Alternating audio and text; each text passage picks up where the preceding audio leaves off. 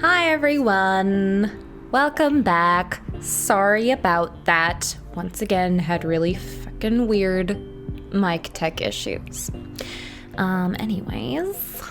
Hi, Jet, my friend Jet. Hello, Tony.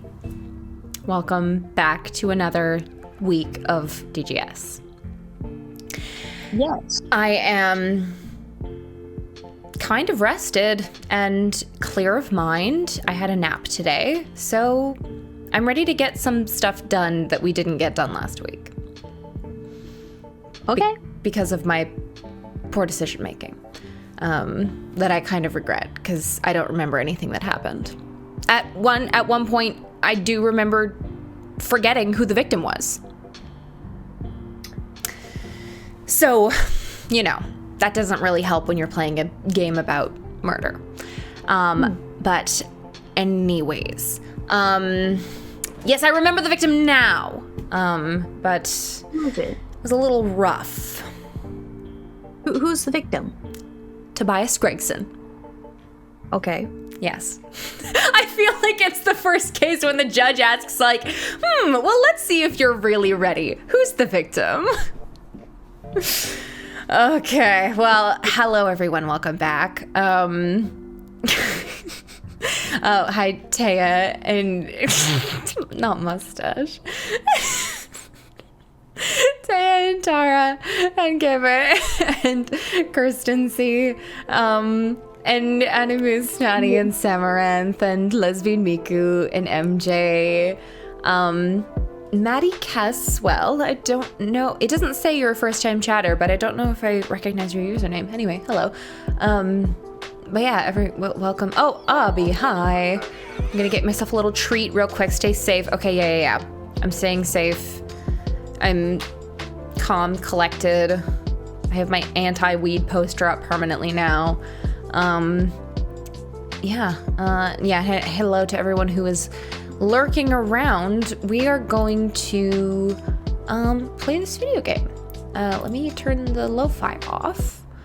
I might need I'm probably gonna have to go through my evidence like right away. Where's my fucking... Yeah, you go ahead and do that. Last week we had continued from conversation that we left off in we had gone to talk to Strongheart and Asogi, because Asogi had came back from overseas, and we eventually transitioned into the court from overseas. Not overseas. I mean, he was like an express train back. Yeah, he was not far away, but he was like not in London at present. So he came back. We figured out he was the prosecutor. Now we're in court defending Barack Benzik. Right off the gate, Asogi is really gung-ho about nailing Barack Benzik for the crime. He's mean now. So far, we have some witnesses on the stand who claim that they saw Barack shooting Gregson. Mm-hmm. Well, they heard the gunshot, right? They didn't actually see the shooting. They heard the gunshot, and then they saw him standing with the gun, right? Yeah, but we know they're lying, whatever. Of course, whatever they're saying, it doesn't matter. Because we know that they're not telling the truth. Yes. And then, this was one point of contention that I actually was thinking about, because I remembered being confused about it, but so I just wanted to clarify. So, Scotland Yard is working under the assumption that the crime scene was Gregson's office, right? Where he investigated crimes or something that were off the record. Yes. Okay. And then Asogi said something last time about I don't remember what he said. He said something like, this is actually Barack Benzik's secret office and he lured Gregson there or something like that. Yes, he believes that the office, the reason why Barack was there is because it is his secret hideout for his Reaper activities. Okay. And the reason he believes that is because of that string board, right? His murder board. Yes. Okay. Yes. All right. So that was... So Scotland Yard and Asogi are working... They're off of different assumptions. Okay. Because Scotland Yard has no actual Well, like, besides Gina. Gina is unofficially the detective of the case. Right. But she's not really a detective. So they're under the assumption that, like, because we looked up to Gregson, he was investigating the Reaper. That's why he was there. Mm-hmm. And then Sogi, because he is trying to get Barack Van Zeeks, he's saying, okay, this was where the Reaper shit was happening. Mm-hmm. So, okay. I see. Okay. Yeah. Cool. All right. And then this guy is, as of yet, completely unrelated. I think he's the Reaper. Not the Reaper, but, like, the Reaper's curse. Because he's got a job that, whatever, we won't go into the theory, but anyways. So he's the husband of Mrs. Vigil, and then Governor Caden. Yeah. I was gonna say that he was the warden that helped the professor escape. Yes, that's the other thing. He helped the professor. He was fired for aiding and abetting the escape of the professor on his walk. Yes. Which I was thinking about. I was like, when would that have taken place? Like, did he somehow purposely fuck up the execution, and then the plan was to later come and dig him up? And then, like, someone foiled that by shooting him? I don't know. Anyways, hi to everyone who's coming in and saying hello. It's your number 2, girl. I miss you so bad. Yeah, I know. And then Kaden and Mikotoba know each other because they were doing shit earlier, like way earlier. Yeah. When Mikotoba was on his study tour. Excursion. Yes. Dismissal notice. Right. Okay. So clause 132. I kind of want to figure out exactly what that is. So that I can just, get into the specifics. Well, I'm pretty sure it's regarding aiding and abetting, like, a criminal to walk out, Yeah. But, like, I'm just wondering if there's, like, some specific wording there. Like, I don't know. I just want to know more about this. So just prior to his execution. So did they catch him? And then I don't know. It was conceived prior to the convict's incarceration. Okay, so he was probably in support of what the professor was doing. And then this is just a photograph of her that was in the Gregson's little secret office there. The Red-Headed League, right? The Red-Headed League comes into this, but Sholmes is now the Blue-Headed League. A policeman figure that was found at the scene of the crime on Fresno Street. The murder weapon. Probably best to avoid handling it. Right, and then... Right, so this was... Asogi used this to argue that the candles had been lit before Gregson was shot, and then the two candles remained burning after that shot was fired, but I don't remember why he said that and why that was important. So the reason why he brought that up was because Barack Van Zeeks claimed that he did not see the body as he walked into the room. He heard the gunshot, and then Gregson's body appeared before him. That was his wording. Mm-hmm. And so Sogi uses the candelabrum to say, that can't be possible. The candle was lit. There's no way you would have missed it. Oh, okay.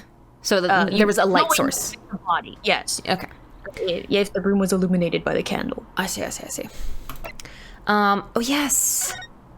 And then he's a baby.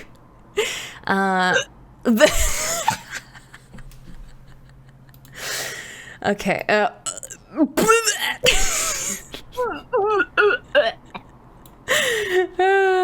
He looks like a nice guy, though, I guess. I mean, I guess it's just a photograph, but... I mean, he's... No.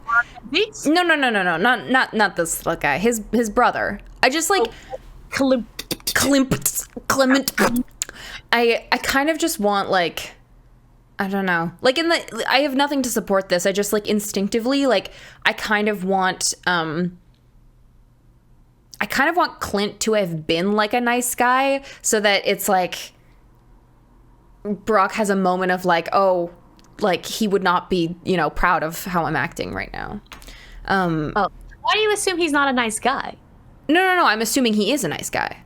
Oh, okay. Because I was saying like, all the other characters, like including Brock himself, was like he was a dedicated man. He upheld the justice and shit. Yeah, exactly. So I just like want like Barack to have this moment of like, you know what, my brother was so nice and he was like a great guy, and so he would probably not be proud of how I'm acting. And then I want to know how Gregson knows these guys. I mean, I guess they work together. Yeah. Because that picture was taken like at his graduation or something.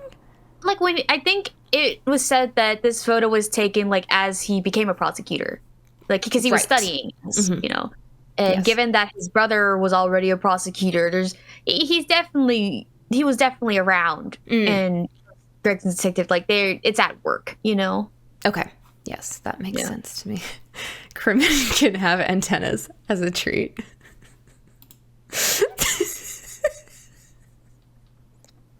What is that? Oh my god, what is that? Not it, you know? It's just not it. It's a little, just look a little, the weird antennas just look a little bit greasy is my problem. Yeah, I mean, like, I think all of the Van Zeeks' hair looks a little greasy. It's true. I mean, his looks at least a little fluffy up here. I don't know. He's wet and greasy. Wet. They're all wet! Van Zeeks are a family of wets. Okay. Autopsy report. Okay, shot in the chest at close range from the front, resulting in instant death. Scorch marks at point of entry. The bullet exited the body from behind. So he had to have been facing away from the wall with the candles. And then he would have fallen, like... Would he have fallen backwards or side? Because, like, he's on his side. And apparently this game wants me to worry about gravity. So... Interesting. I don't know. If maybe that will be a point of contention later on, maybe not. Much to think about. Much to think about. The caliber of the gun used matches that of standard issues firearms for the members of the judiciary, but Mr. Van Zeeks carries a sword, so that's probably how he got his cringe scar. He accidentally hit himself in the face with it. Actually, Mari suggested something really funny because, like, he's, like, apparently really fucking tall. It would be funny if he got the scar because he was walking too fast and hit his head on like a really short door frame and it just like split his face open. Who's to say? Who's to say? Okay, yeah. So he got shot there. I guess it's possible he could have fallen sideways. But if he fell sideways from where he's standing, Clavier, it's not about you. I don't know if you can hear him out there, but he's annoying me. Like if we assume he fell sideways from where he was standing, that doesn't like make sense with where his feet are. I guess he could have maybe crumpled, but I don't know. I'm gonna keep it in the back of my mind. Okay, the notice board, and then there's a bloody handprint on the back, and then this sounds like a gunshot, and she was selling these. Okay, Gregson. You were Gina's dad. Okay, that's it. All right, shall we start? Shall we get going? Yeah. Beautiful. All right. Wait, he had something to add? Sorry. He had something to add about what? So, we pursued him on a press statement. I stood my ground and gave that Reaper a cold, hard stare myself. Okay. Yeah. Okay. So he has something to say about that. Do you have something to add, Mr. Sandwich? Oh, Mr. Sandwich is Pepper. It's me, Pepper. There's really nothing to me. Empty in the head I am. Just two slices with no middle. Don't talk that way about yourself, Beppo. So I don't know what you could want with me. I think that maybe you just remembered something. Having heard Mr. Gossip's last statement, I mean. I think we're all nothings, really. We try to dress ourselves up as something else, but at the end of the day, we're all just street sellers. I feel like the way he twists his sign has got to mean something. I'm just like hyper vigilant now. Okay. That's enough out of you, sandwich. Stop that now. Unless you want us to make you into a real sandwich. When he saw the Reaper, ate folk leaned over on his backside. That's it? Oh, you rotten beggar! I told you to keep that a secret. He scraped it, did. Scraped it, scrambled off it all off walls. That's all I wanted to say. Pussy. Pussy. Mr. Gossip, is this true? Oh, it's that slippery, that's why. That's in my hand and the pussy full of blood, didn't I? Yuck! What? A pool of blood? But now, listen here, even when I was sprawled on the floor, I still kept giving that Reaper a cold, hard stare, and don't you forget it. I'm like willing my internet to pick up your voice better. Oh no. I'm sorry, I don't know what to do. But Is it, am I like robotic and muffled again? it's just like the little kind of muffled that happens when like the internet's not the best. But like Right, yeah, that's not my problem. yeah, my internet's fucking fine, so I don't know what's going on. Yeah, then the game is coming to me pretty slow too. Yeah. And I'm giving it to you on like the lowest quality, right? I mean, I don't know. Stream quality. I'm gonna give you 480. You get pixels. Oh! Okay, as long as I can read, it's fine. Yeah. Okay. Hopefully that's better. Do I still sound bad? A little on the muffled side, but Nani? Nani the fuck. I don't know. I'm sorry. It's okay. It's okay. It's okay. Well, let's just play the video game. Maybe it'll solve itself. I don't know. Maybe. But if you wanted to listen back to your voice lines for this guy, I'm so terribly sorry. Well, who cares? He's got a fat fucking lip. Not like I'm doing my Oscar performance here. Yeah. Well, it'll have to be good for Venzeeks when finally. Damn it. Oh, I was streaming on Sunday, and I'm like, my Apollo voice was like good. I was like, shit. Nice. I wanted to come so bad, but I was unfortunately at my parents' house, so I could not. But no, it's maybe fine. next time. I'm like, I finished Turnabout Trump, so I'm gonna be starting Corner. Oh, I missed Kristoff! Yeah. Can you get to Succession again, please? Thanks. Yeah, I'll play as fast as I can. Thank you. I breezed through Trump. Yeah, so. you did. Okay, anyways. Yeah, my computer is homophobic. Anyways. Let's just go back a little. Did you say you got blood on your hand? I did. Happens to the best of us at times, doesn't it? So I was scared. So I slipped over. We can keep it just between us, can't we? No, Mr. Gossip. I'm going to have to ask you to add that information to your formal testimony. Oh, if I must.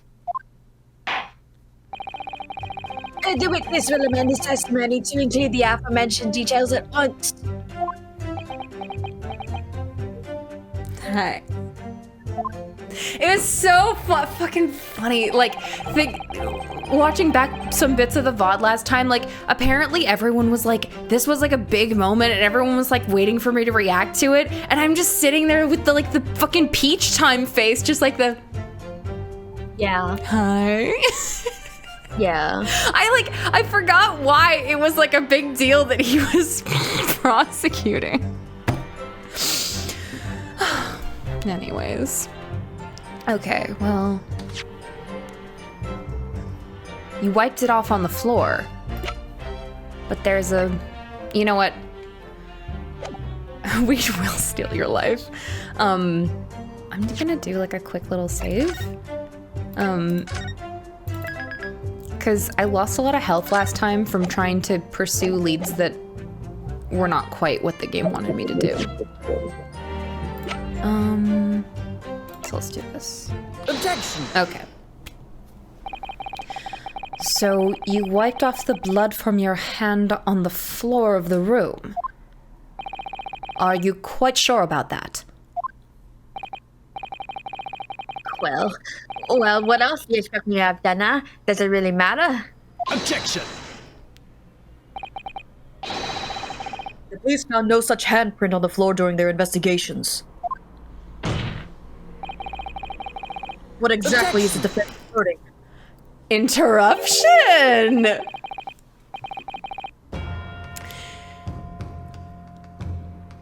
Well, if you listen, you'll find out. Prosecutor Asogi. The girls are fighting! The text box is covering it, but it makes me upset how fucked up Asogi's hand is when he slams it on the desk. Oh, yeah. When it looks like a little bit weird and, like, limp. Yeah, it's as a VR chat clavier. Yes, To my yes. headset. Exactly. Yeah. It does. Yeah. I also noticed that, like, in the first case of the first game, like, it's like a weird model problem. Yeah. Unfortunate, because it's such a strong motion with a big, strong sound, you know. Certainly, there was no bloody handprint found on the floor. What are you trying to say? There was a handprint in blood left very clearly at the scene. On the back of this notice board. Oh, he's doing this pose again, but he doesn't have karma. So he's like just doing the Phoenix one, and he's not smiling because he's fighting with his boyfriend.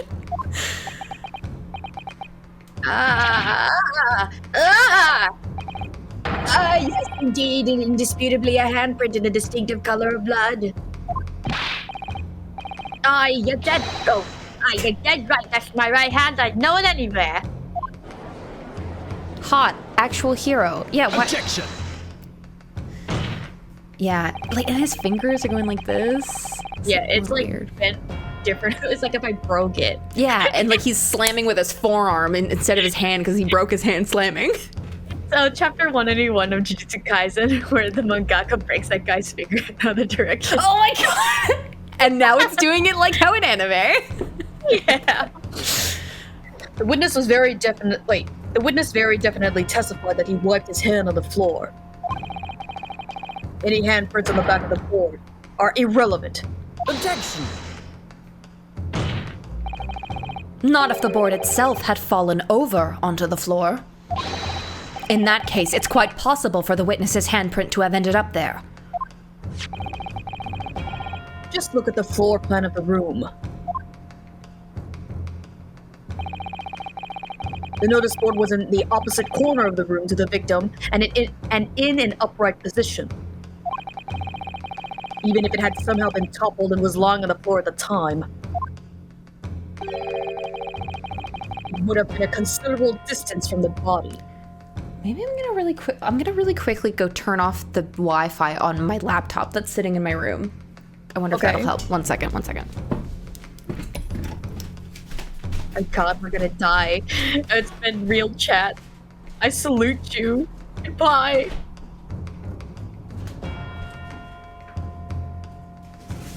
Oh wait, she meant like turning off the Wi-Fi on the laptop so it like releases bandwidth, maybe?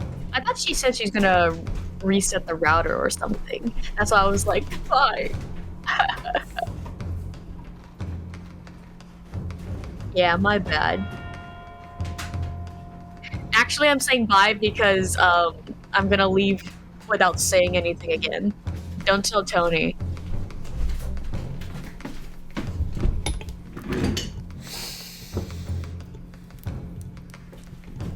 Okay. Maybe that'll help. I don't know. Yeah, okay, true. So maybe they came in through that door. All right. I don't know why I'm pointing at the screen like you can fucking see it. I mean, I can see your mouse. You can see my mouse. No one else can. I fell over when I came across your body. So I was basically right next to the corpse, on the other side of the room. In other words, the defense's assertion is contradictory. Yes, it is. The energy in here very quickly changed. There's a very definite contradiction here, for which there must be a reason. I take it that you formulated a proper hypothesis, Counsel. Regarding this apparent discrepancy between the witness's accounts and the handprint found at the scene, the energy was like, oh my god, my projected idealized version of you isn't lining up to how you're acting right now. Yeah. What happened to you, Asogi? Even though technically we've known each other for like one case. How dare you? I thought you were talking about Ryu's perspective. You're fucking. I didn't say it was bad. Listen. Okay, listen. It's the same thing. I tacked on that the last bit. I never said. It's also true for Ryu. I tacked on the last bit just for you, though. I never said it was a bad thing. In fact, I think the bitchiness makes him a little more sexy. I think all my Miles, Francisca, all my favorites are really mean for no reason. Okay? Mm-hmm. So I'm not mad about it. In fact, I'm a little. Oh, that reminds me, because we're talking about Asogi, right? You know how his thing is like he can't do tongue twisters, right? Yes. I was watching another interview with Inoki Jinya, which is Ryu's VA, and he was tasked with doing tongue twisters, and he did it very well. And I'm just like, Ryu doing tongue twisters, Asogi can't do that. Yeah. He can't do that. I'm just like, That's. it's so many clips I want to like take and just like use it as like for like animations and stuff. Yeah, you were like, saying. There's so many fun little things I want to do with all the interviews I've watched. Yes. It's so funny to me that like Ryu is Yuji, Asogi is Gojo, Sasato is Rika, Yeah. and Rock is Nanami. Suda Ken racist moments. So unfortunate. Sorry. Nanami would never. He would never. But Instead of wine, he takes like a bite of bread. instead of what? Instead of wine? Takes a bite of his croissant. Also, yes, sorry, where did I read that? Yes, Asogi was like this in the first case. It's true. I remember enjoying a lot of his bitchy moments in the first case, like when he's like, when you present the wrong evidence, and he's like, if you present the wrong evidence again, there won't be any question as to your cause of death, as he's like gripping Karuma. He was a little bitchy, and I liked it. You have to admit that it was it's different here than it was then. It is different, and I am enjoying it. Okay. Okay. Did you say this? I can't remember. Yes. Okay. I have, my lord. This discrepancy between the witness's account and the location of the handprint is explained by,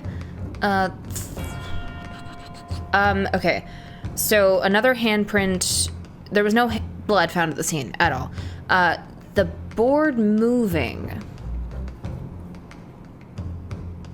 So let me recap, because we got off the rails a little bit, okay? We did. So when we look at the diagram of the crime scene, it was said that where the board is in that corner, that left corner. Yeah. Right? Let me just pull And this up. what Ryu is asserting is that handprint is left by Gossip, right? After he saw the body. Right.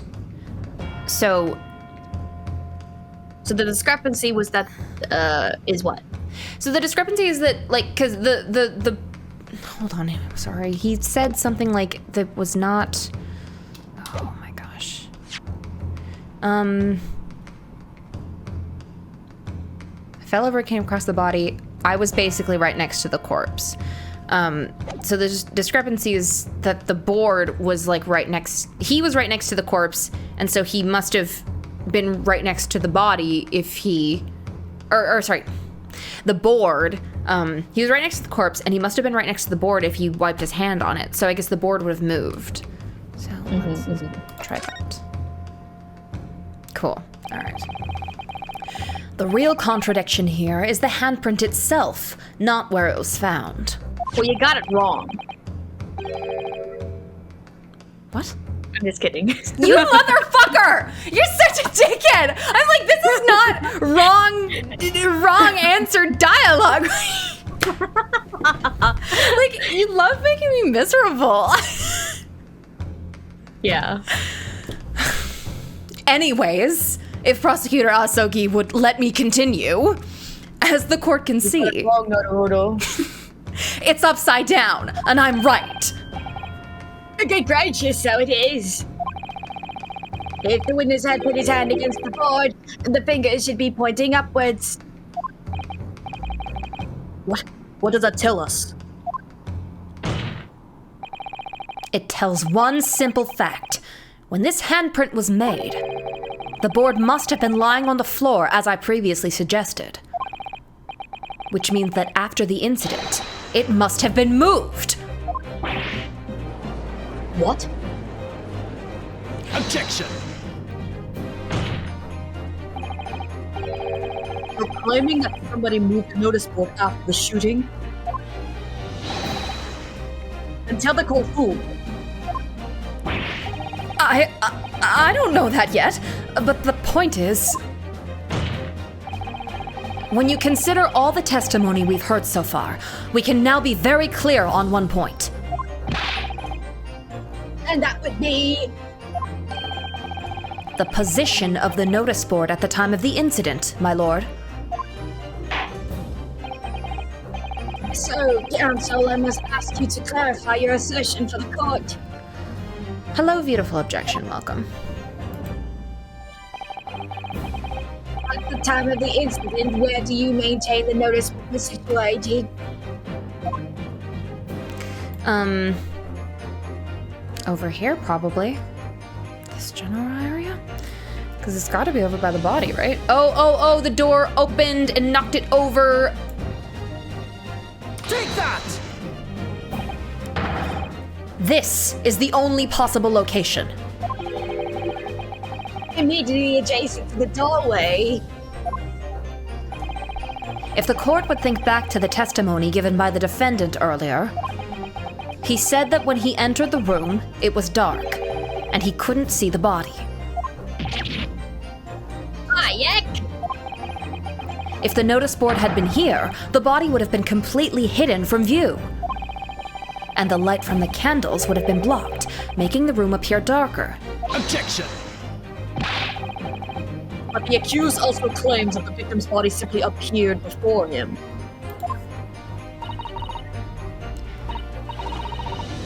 That's true. Or, in his precise words, Just as I picked the firearm up to examine it, the door blew open and I heard a man scream. It was only then that the body of Inspector Gregson appeared before me.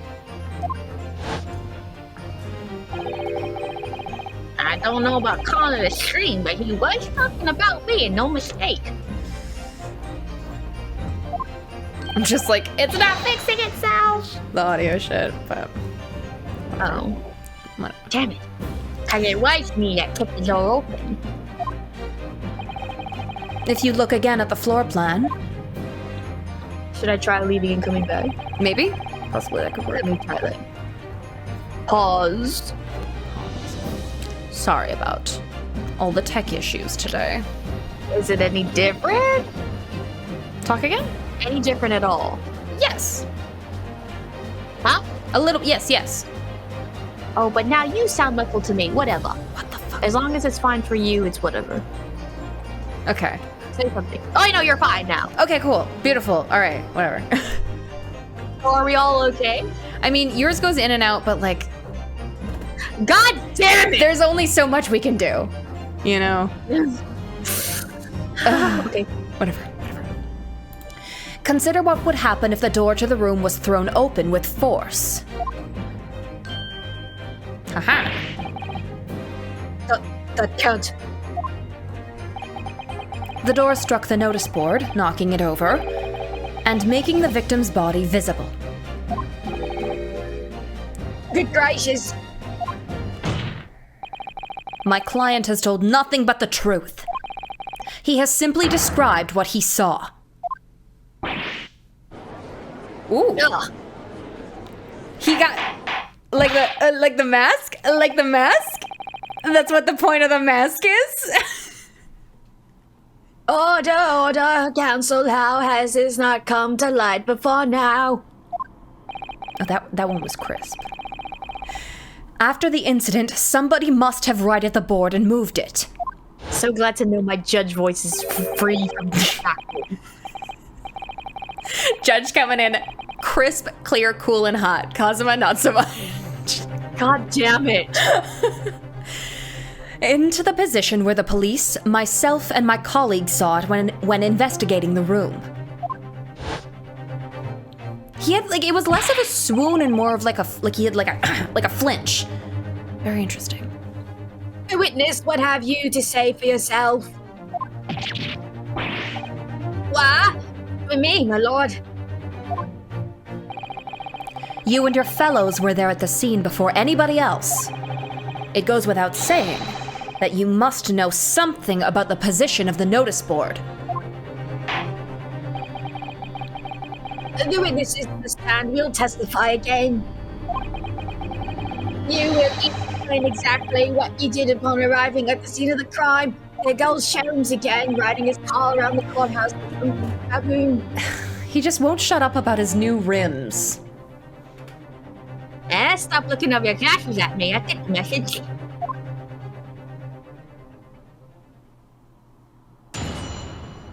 Okay.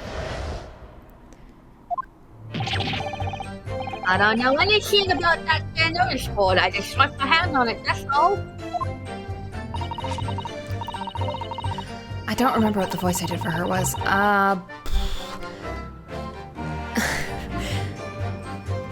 It was like the Patricia Rowland. It's like, well, you put like emphasis on like every other word, kind of. Okay. Yeah, like I kind of remember channeling Patricia Rowland for her, but like British. Yeah. Well, don't look at me, but don't look at me. I haven't got a clue about it. I was doing business with some second years at the time. Some second years. Oh, I don't know about anything. I'm just a bystander. Why did I do that? Whatever. He shot a face like screams boy. I can't see how this Jaycee said it from anyway. The detective still died when we heard the gunshot. Oh my gosh, Sholmes drives up in a lowrider with like cucaracha horn honk. Yes, he would. So none of you can elaborate further. Shaken by the crime they witnessed, and with only the light of a few candles and an oil lamp by which to see, we can't expect these witnesses to be able to give a more precise account of what happened. That's right, yeah. I don't expect to pay. Oh, sorry. Switched the fucking words in my brain. It don't pay to expect too much. It's man's endless quest for knowledge that's destroyed the world. That's what I think. Do you? Really? Car honk version of his theme. Does Mr. Naruhodo work here? Sorry. In any case, as this testimony shows, even if the notice board was moved by somebody following the incident, it makes no difference. when the gunshot rang out, the accused was the only person at the scene.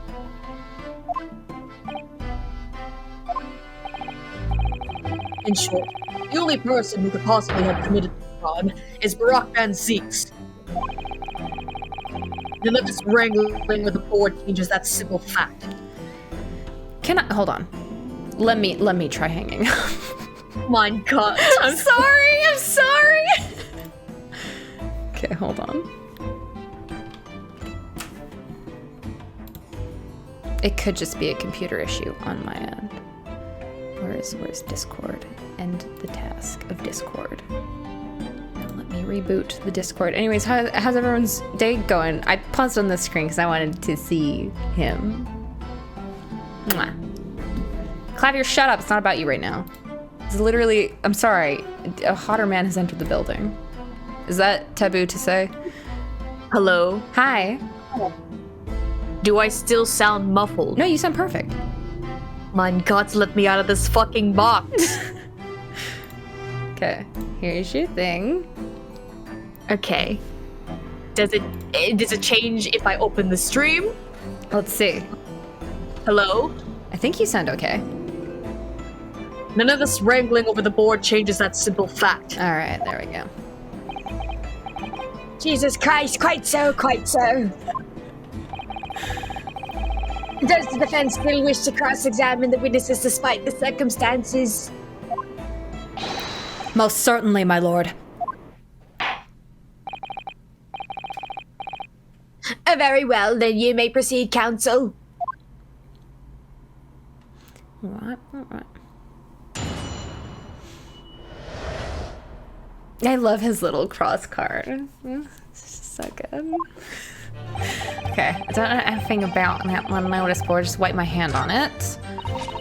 Don't look at me. I haven't got a clue about it. Was doing business with some second years. Who are the second years? Hold it! Maki, Panda, I was gonna say. Maki, and Gita. Sorry, Utah was there? Sorry. Enrica. Enrica! I didn't have anything to do with it. When you say you were doing business with them, you mean you were selling them fireworks? Yeah, what else? There's a priory school just around the corner, see? Those cheeky little so-and-sos have got a plan to blow their school to Kingdom Come.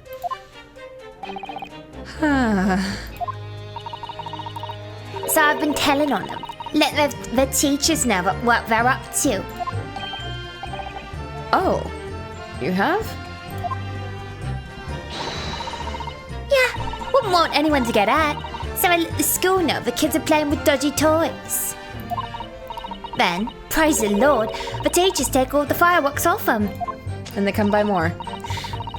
And then, praise the Lord again, the kids all come back to buy more. Everyone's happy, see? What a racket. Course. And sometimes the teachers give me a little bonus to thank me for letting them know. It's a busy old life selling explosives.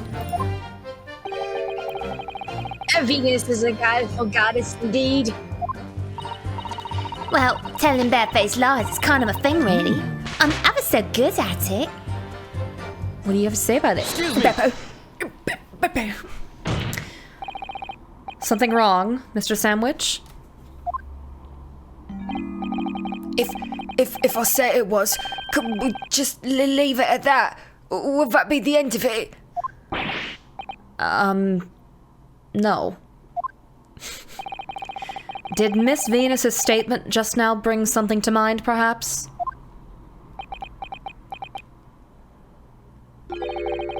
Philosophical thoughts. Deep philosophical thoughts. Let's say if I was a great liar, and that great liar said, without batting an eye, telling barefaced lies is kind of my thing. I'm ever so good at it. Would those words of hers be a lie too, or the truth? In which case, she's not a liar. Which Minotaur does this make her? Oh, it's a hellish paradox, that one, don't you think?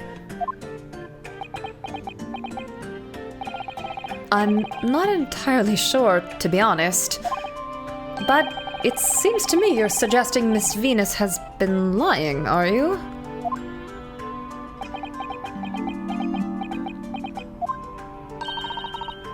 What's you on about, old man? Trying to cause trouble, are you? Keep on like that. And I'll wrap your old body in firecrackers and set them off. That'll give you something to tremble about.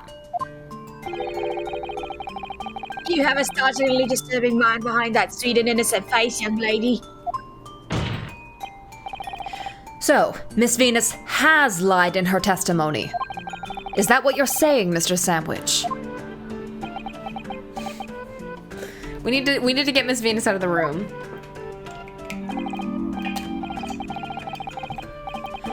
Well, if it means I'll be burning in hellfire for the rest of my days, so be it. Yes, that's what I'm saying. Can you elaborate, please, sir?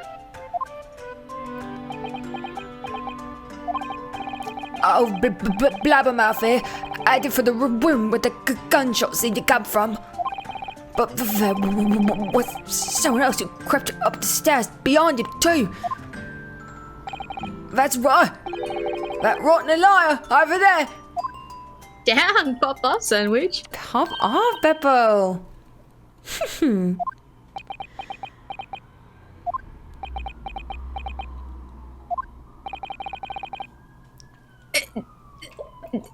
Do you mean to say That we're gonna wait for the something ambulance else to shot pass? again?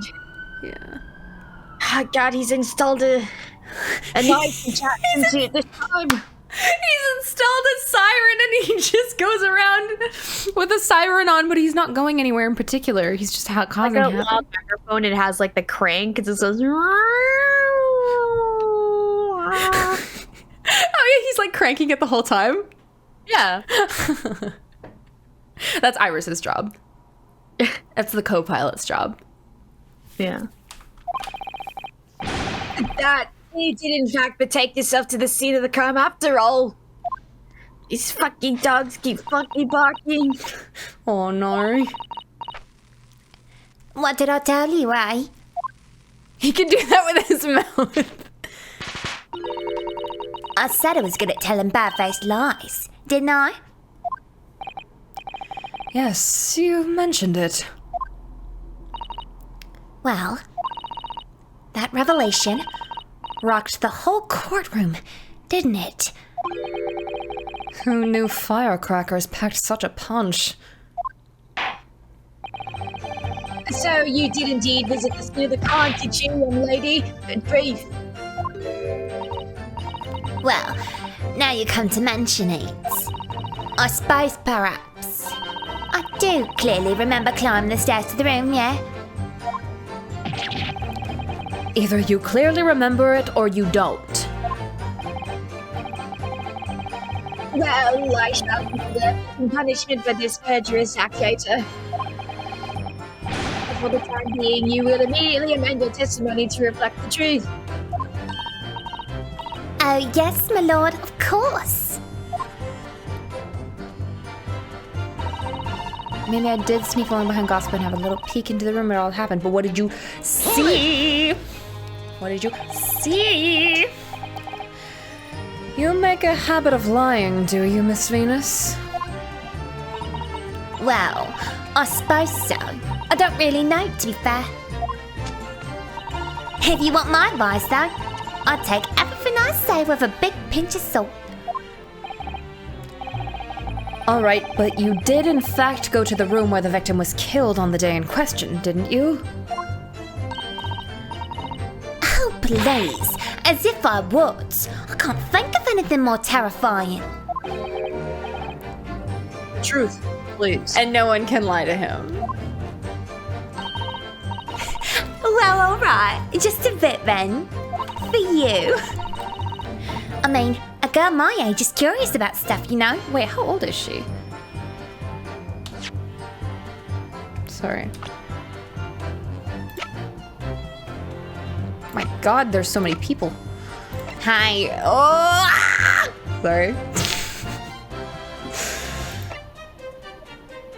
We don't know how old she is. Okay.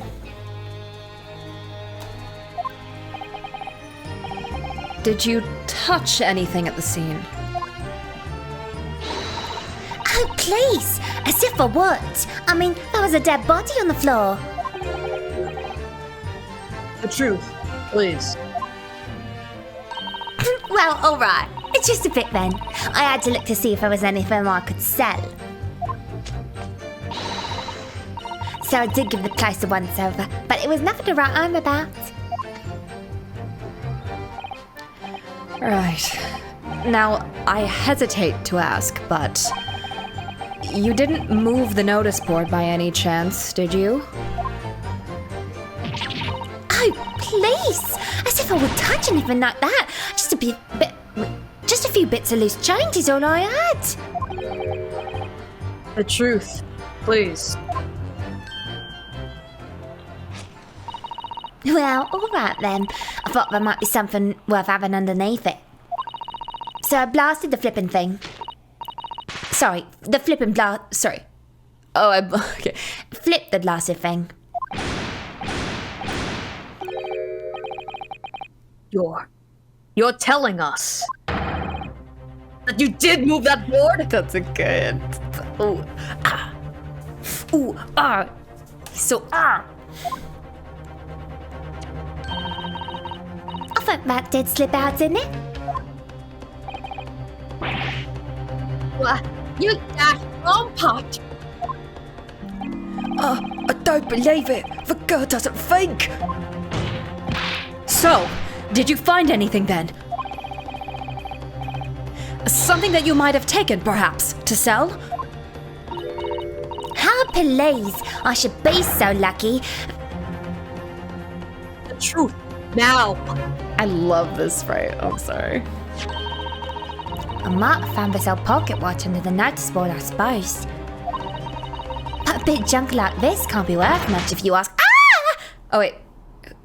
Sorry, that wasn't her. Oh, Gina! Oh, now I've got two little Cockney girls. Oh my god, okay. So it was you, was it? You're the one who took it. Gina? Young lady, may I remind you where you are? That watch there. That was a present to Inspector Gregson from the yard for a big case he solved 10 years ago. 10 years ago? 10 years ago? The professor case, no doubt. The boss used to wind it up every evening without fail when he was waiting for his grub to come at the pub. I see. I swiped it off him once and blimey was he upset. Gave me a right earful. Said he hadn't missed a day in the last 10 years, polishing it and winding it.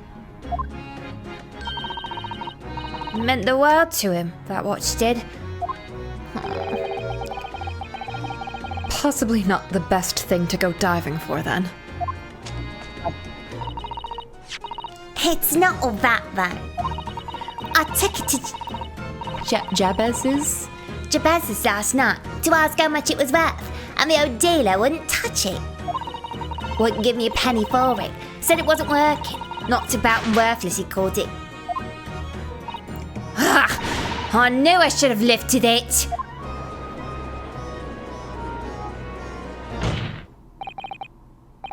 That watch must be submitted as evidence at once. Oh, please. Just so long as you promise to give it back when we're done. Not a chance. I'll swipe it from you if you try and get your grubby mitts on it again. That's enough. Hand the watch over to the bailiff forthwith. Just two women committing crimes. Now, children, mind your manners. Good lord.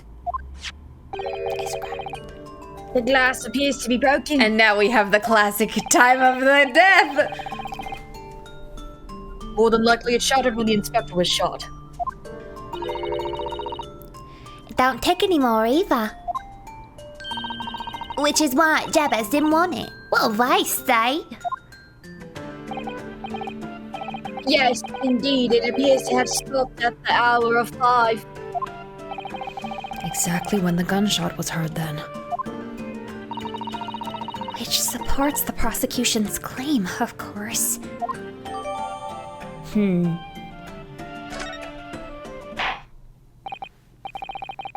Well, it would appear that the mystery of the moving notice board has been solved at last. And as predicted, it had very little bearing on the case.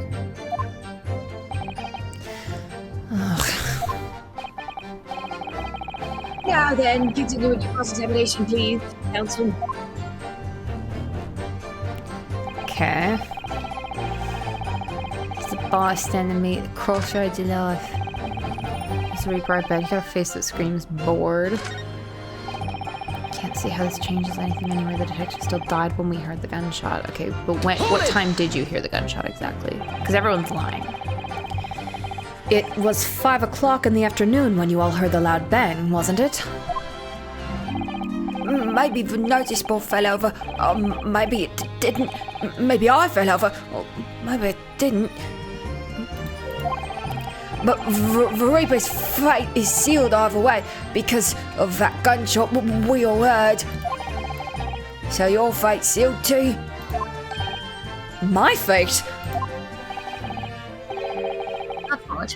The defense is fated to lose. And the prosecution to win. In other words, it all hinges on that single gunshot. So if I could just find some problem with that part of their story. It may be possible to change all our fates. Of course, none of that changes the fact that I heard what I heard, does it? Okay, so not much to go on. As you've pointed out, Mr. Naruhodo, there's no question that the notice board was moved, so somebody must have done it. Okay, we've already figured that out. But it did happen after the event, so maybe Kazuma is right, and it's not relevant to the case. But it seems to have been deliberately positioned so as to hide the body from view. So I feel sure that there's some deeper significance to all of this. Yes, I know what you mean. I've no doubt there are more clues to be uncovered. You're on the right track. I can feel it. So follow your instincts. All right then. Okay. I don't know. Oh, think about that notice board. I just wet my hand on it.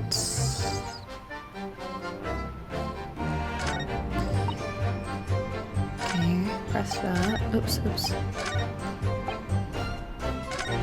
Why does it? What face that screams bored was that? What exactly do you mean by that? Oh, come on now, don't tell us you not noticed. He looks like he hates everything in the world, that fella. But not notice boards, they're the one thing he likes. You can see in his eye. I can't say I'd ever noticed. I did notice it last case, though. I'll tell you one thing for free, though. I never took my eyes off that man on the floor, or off the Reaper, not for a second. Sorry? Well, I was that scared of the curtain. You never know what a feeling like that might do if you look away, do you?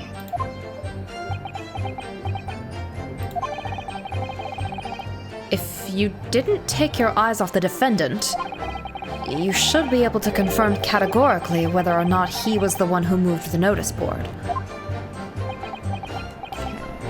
We already kind of solved that. I can. The Reaper did nothing of the sort. I can swear that. I couldn't have missed it missed it if he'd heaved the thing upright again and dragged it into the corner. Right. Glad we've cleared that up.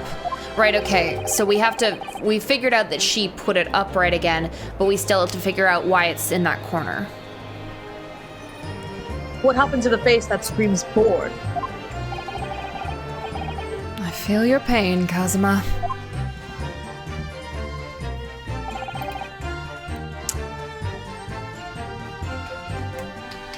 few evidence, didn't we? We did. We got the watch, but I'm trying to figure out, or maybe did we get more than that? We just got the watch. We already had all this other stuff. Oh, but we can investigate it. Yeah. Forgot. Yeah!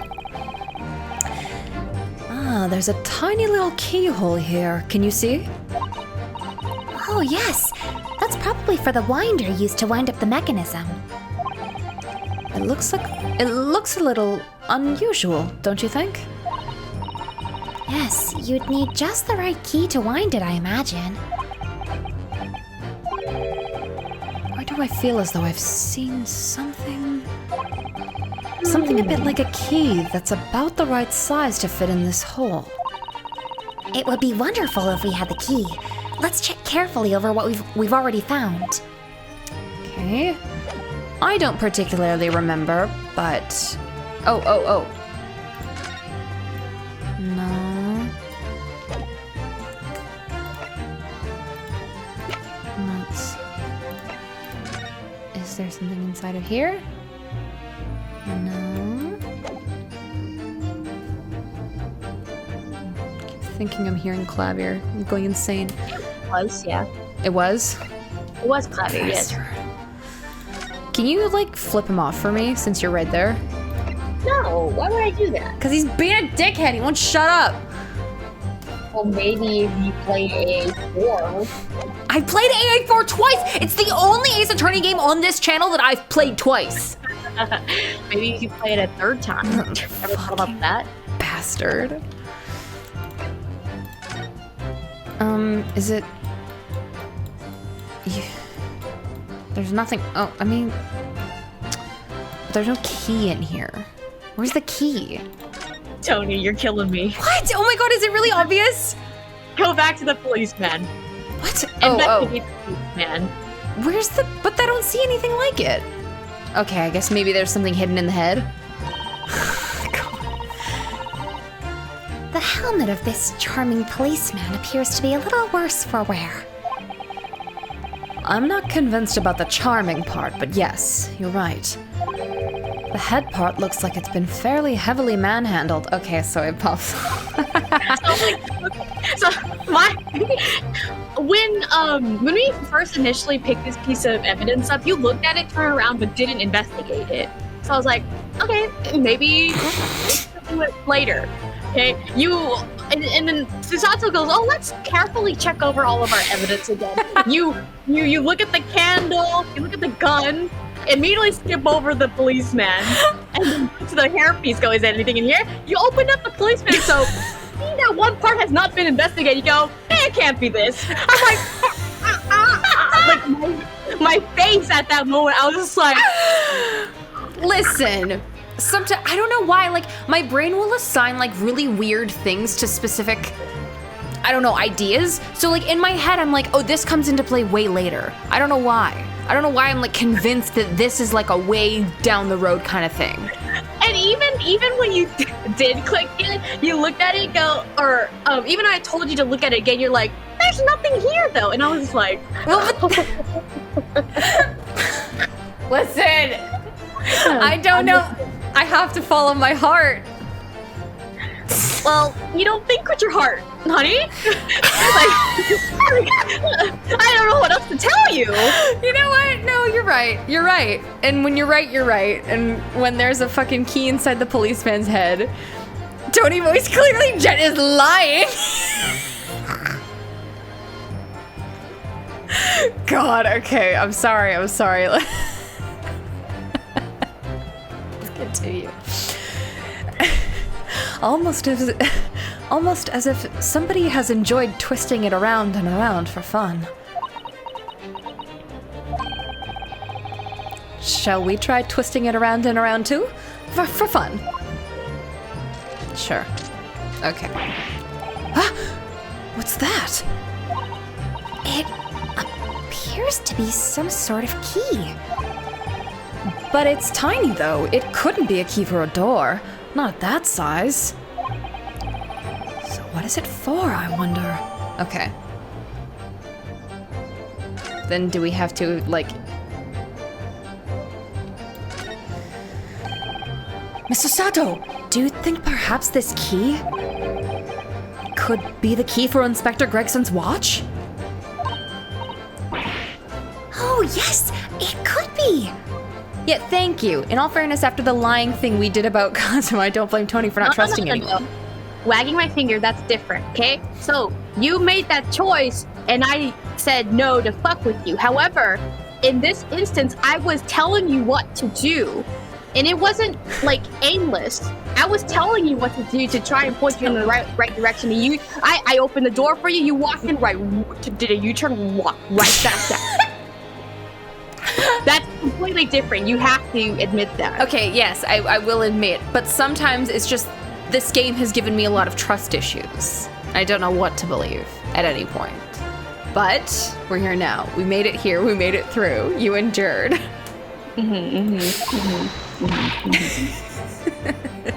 Barely hanging on by a thread.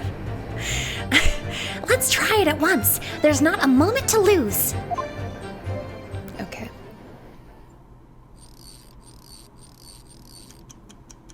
Here we go. I knew it! A perfect fit! And look! The inspector's watch has started going again. Remember your hearse tree. Exactly. Ah, so it has obviously just not been wound up, that's all. What is it, Mrs. Sato? Well, if the watch isn't actually broken after all. Oh yes, so that means it can't be an accurate time of death because it could still have been going after he was killed. I have a feeling it could have profound implications. She's deep in thought now. Perhaps I'd better start thinking deeply too. Perhaps you should. Okay. So it's gotta be somewhere on the...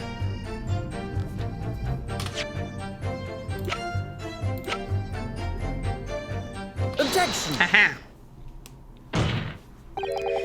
I'm afraid that's not necessarily the case.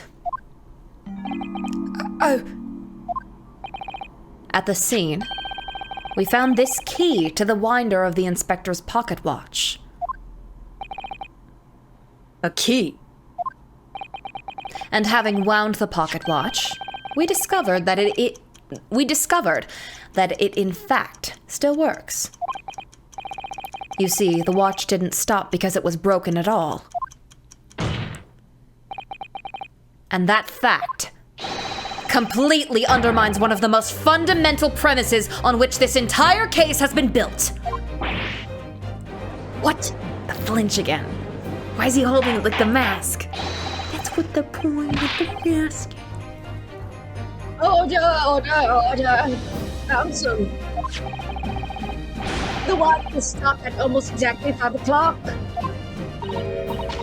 Yeah, which is just when we have the gunshot. It is exactly the hour. The time that was showing on the watch tells us nothing other than when it was wound down, or when it wound down. It's merely a coincidence that it happened to be at 5 o'clock. Objection!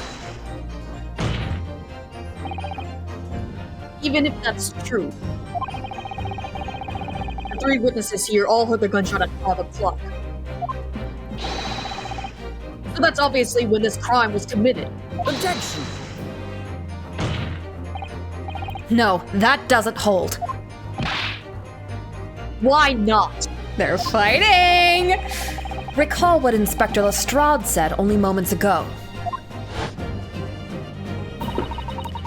The boss used to wander up every evening without fail when he was waiting for his grub to come to the pub. Said he hadn't missed a day in the last 10 years, polishing it and winding it. It meant the world to him about what he did. So, what time does he get his pub grub? Because that would mean that he wound it at 5 o'clock every day. But, I mean, I guess, yeah, it would have to be at 5 o'clock every day, but then... You're following sort of a different direction here. Okay. There's a whole other side to what they're bringing up that there's another side or another branch of this road that you're supposed to be exploring. Rather than why he didn't wind the clock, why is it such a big deal that the clock wasn't broken to begin with? Yeah, because it can set the time of death way earlier. Why do they think why do they think the watch is broken? Well, because they well, first of all, the glass is cracked, and Miss Liar over there said that she couldn't sell it because the pawnbroker said it was broken, but she could just be straight up lying. Okay, so let's think about it further then again. So how was the clock broken? What was the premise there? They didn't say, did they? They did. Asogi brought it up. Did I miss that? What? So Asogi said that the watch was broken probably the time he had been shot, right? Yeah. So why would his clock be cracked? So probably like the impact of him falling on the floor. Okay, what's another thing? I mean, If I put a watch in my pocket, say it's in like my breast pocket, yeah. what's another kind of line of inquiry we can pursue? Well, because like, okay, it couldn't have been like the actual gunshot, because then the clock would have damage on the outside instead of the glass being shattered. Okay. And also the glass would be even more, like the damage would have been far more substantial if it had actually been the gunshot. Okay, yeah. Think about it. Yes, you're right. Okay, so let's go back to what you said before. Him falling over, right? Yeah. Why did he fall over? Well, because he was shot. He was shot. Okay, so keep all that in mind then. Okay. Well, now I'm thinking about how, like, which way he would have fallen, which pocket he kept it in, which...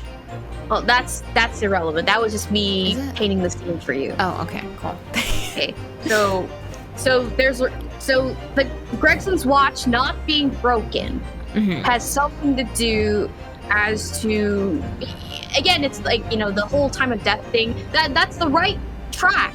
However, you're tackling it from an impossible angle. There's a different angle which we're supposed to be following to get to that conclusion. Okay. All right. Then so what you're saying is you're trying to save me time in the long run from pursuing something that makes no sense. Gotcha. The victim was in the habit of winding his watch once a day in the evening. We can reasonably assume, therefore, that he wound the timepiece on the evening before he died as well. Yes, that would be entirely reasonable. But if that's the case, you wouldn't expect the watch to have completely wound down by 5 o'clock the following day.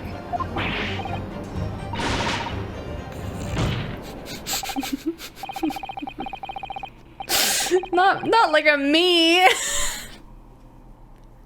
Oh, me. Violently by the back of your shirt, by the scruff of your neck. And I'm doing like the Yeah. In summary, the evening before the day of the incident, when the gunshot rang out in that room, the inspector was already unable to wind his watch. You can't mean... What would stop a man winding his watch if he's been in the habit of winding it every single evening for 10 years? The obvious answer is that he was already dead.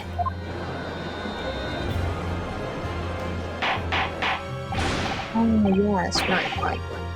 Okay. Yes. Nani? Order, counsel, that is a most extraordinary claim. Objection! Extraordinary isn't a word, it's a word. You wish. You claim he was already dead the night before. Do you really think that Scotland Yard's coroner would have overlooked something like that? Yeah, well, that's the other thing. Like, Scotland Yard's coroners have also overlooked a very other important thing, Mr. Asogi.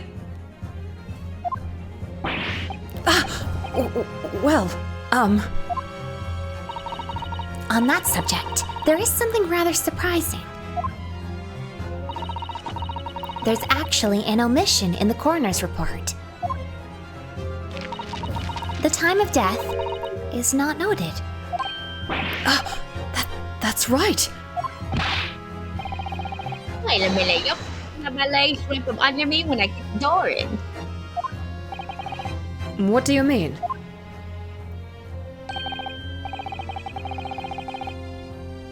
Like I said, I planted my hand in a dirty grey puddle of blood. Automatic boot, I'm not talking about the fact that he's alive. I'm talking about the fact that, Scythe fucked up the professor's autopsy report. Or did she do it on purpose? Who fucking knows? Yes, so the victim's blood hadn't dried. It was fresh. He catches on fast, doesn't he? Objection. But that blood could be explained in any number of ways. It could have been put there afterwards. Some fresh blood could have been poured over the victim's body as... Does my learned friend think that fresh blood is available in every street corner? Learned friend? We're getting the learned friend treatment? Well... learned friend? Well, it needn't necessarily have been human blood, of course. Mr.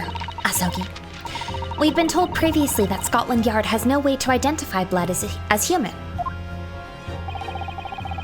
The problem is currently being researched. At present, you are correct. It is beyond our abilities. So if Mr...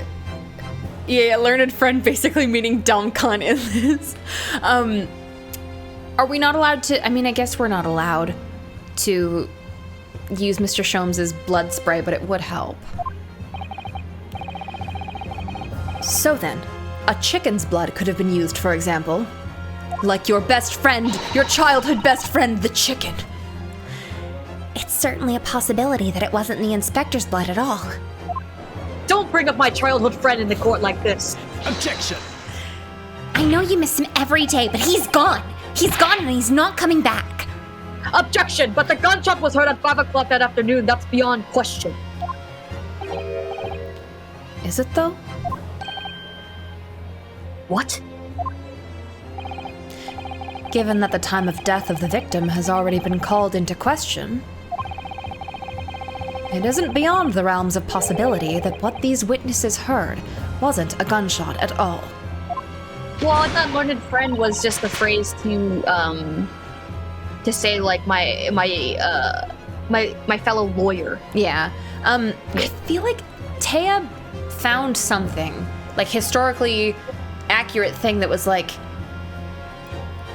gave a little bit more depth into the learned friend thing, and it was like way cuntier. But anyways, whatever. Do not bring up Mr. Chicky now. Oh, please, what you trying to say? That's not no worry, hey. If you were in the middle and was allowed, it came from that there room. Why do you have a whip? Oh, I guess from the horses. Oh shit, Francisca enters their room. Oh my god! It's me, Beppo von Karma. Beppo von Karma. Now you listen to me. A straight seller's ears or his livelihood. I don't doubt your ears, sir. But all you can state with certainty is that you heard a noise. Eh? Explain yourself then, counsel.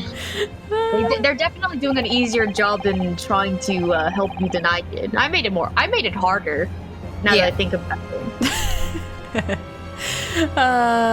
It's...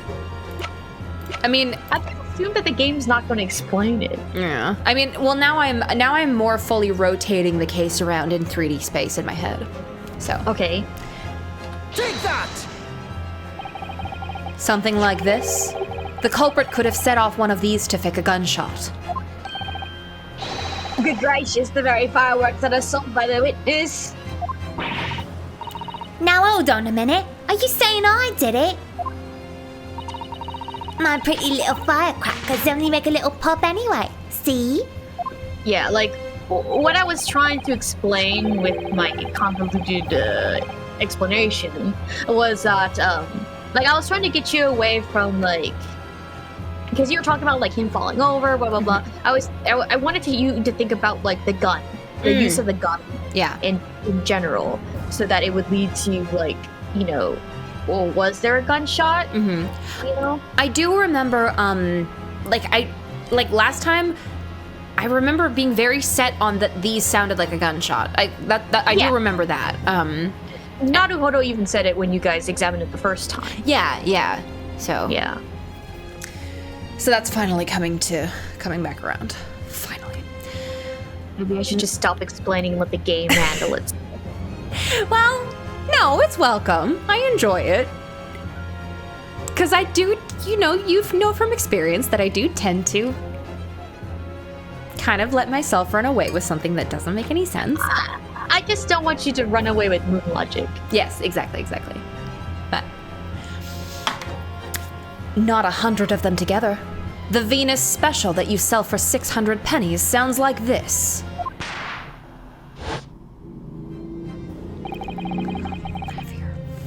Looking at it. It's getting close to the summer. They're getting more out there.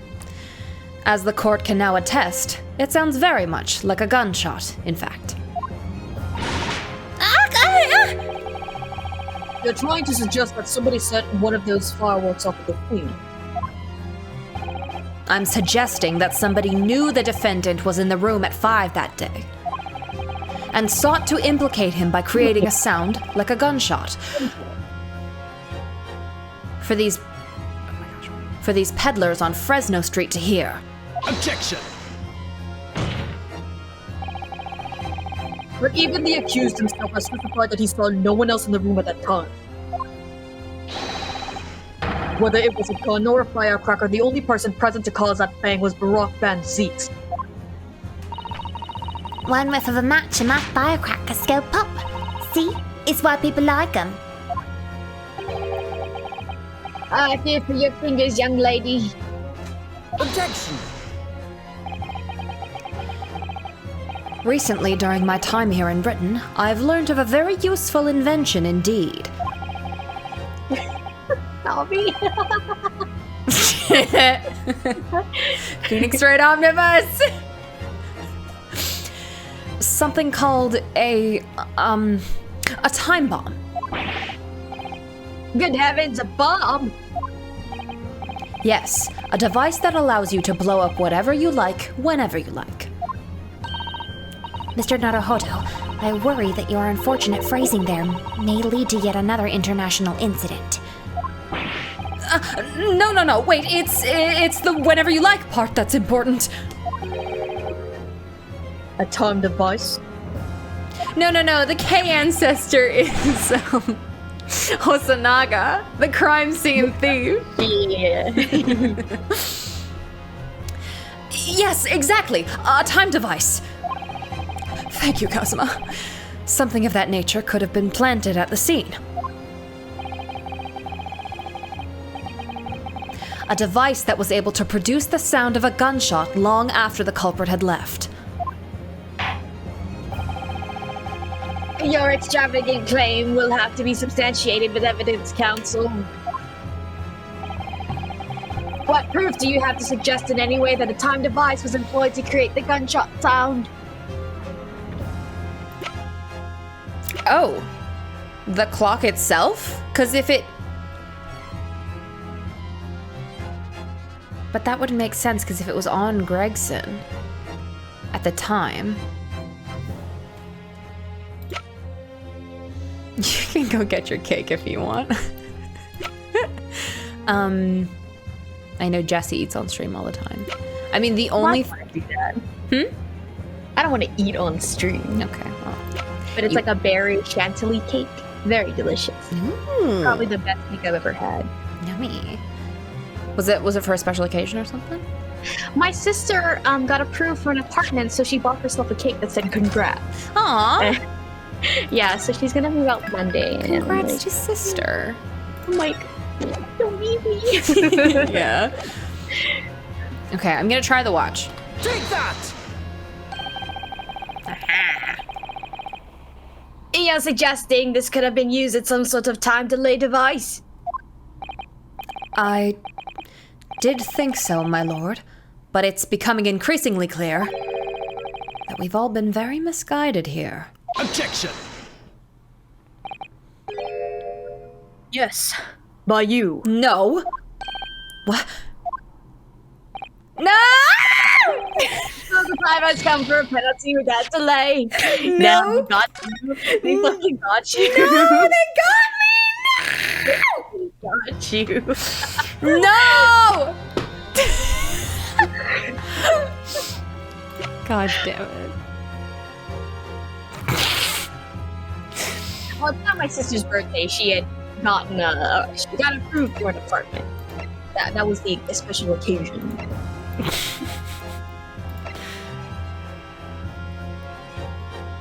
A timed device. Okay. Hmm. That's the only timed thing we've got here. So let's talk about in terms of passage of time then. What do we have that can indicate a passage of time? Oh my god. So, hold on. I'm just trying to think, but how would you even use this? Well, how do you light fireworks? Oh my fucking god, you're just... Why am I... Okay, you know what? Take that! Sometimes I'm like... That was... Whatever. I'm trying to practice positive self-talk, so I'm suppressing the urge to call myself stupid. Yeah, you're not stupid, okay? You're not the only person who has trouble with this game.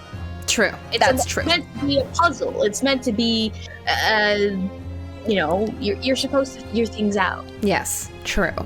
It just seems very... I went back and I watched some the AI2 mods that I have, and I was watching the clip where I was trying to kill Edgeworth because I couldn't figure out. Right. And I got it at the end, you know? So, I mean, eventually you would have came to this conclusion. I suppose. It's just... we just established the firecrackers as the gunshot sound, and then I'm like, how do you use the candle for that? Like, I just feel like I should have put it... Anyways, whatever, it's fine. Stream of consciousness. Sometimes, things are presented self. You just think about it. Just think about connect my logic, okay? Just think about Edgeworth connecting his logic. Okay, oh my god, that fucking plush is up to 520. Yeah, and it's... You gotta wait. How much did you put in? When I you don't made feel your comfortable disclosing that. Never mind. I retract that statement. But like that's what happened to me with Plush Paulo. Like because it started like at $20, and I put in a bid thinking like I fucking got it. No, immediately it ramped up like more. So you'll just have to exercise trigger discipline and wait till May 6th. Yeah, May 5th. But May 5th. Yeah, just gotta wait. I gotta go to a con? Okay, fine. I don't know if there's gonna be any of those fucked up Edgeworths at the con, though. Anyways, whatever. Brad keeps trying to tell me that with the amount of money that he's costing, I could just commission someone to make a fucked up Edgeworth plush, but whatever. Yeah. If I was dedicated enough, I could do it.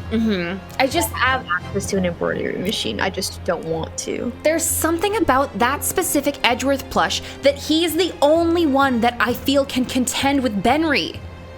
Benry sits there like a fucked up little man, and Edgeworth sits there like a fucked up little man, and he's too cute. The Alu's dolls are too cute. Okay, I'm not letting him near her. Like, he's the only one that can like stand his ground, you know? I understand that, yeah. I completely agree. I just want him really bad. Okay, anyways, sorry. As the court has already discussed, the tip of one of the candles in this candelabrum has been blown off. Indeed, because it was struck by the bullet, which presumably passed through the victim.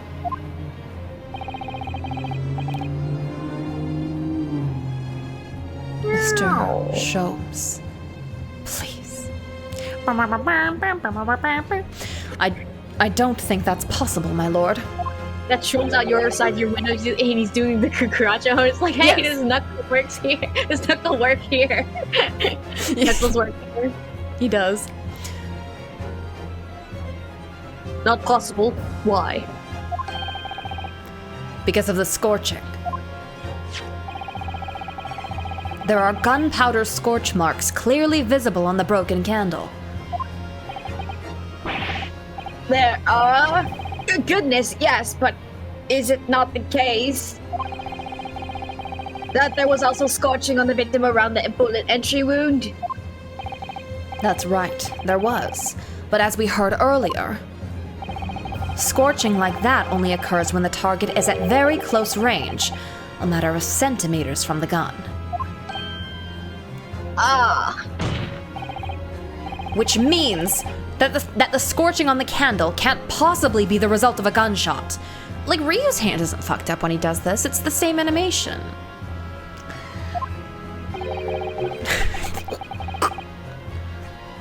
You're suggesting it came from the fireworks. How could that be, huh? The fact that there's such visible scorching on the candle suggests that the fireworks must have been right next to it when they exploded. Or to put it another way, the candle and firecrackers were joined together. The culprit somehow attached the firecrackers at a point partway down the candle. After the killer had left the scene, the candle slowly burnt down along with the other two. Okay. Until eventually it ignited the fuse of the firecrackers, generating a loud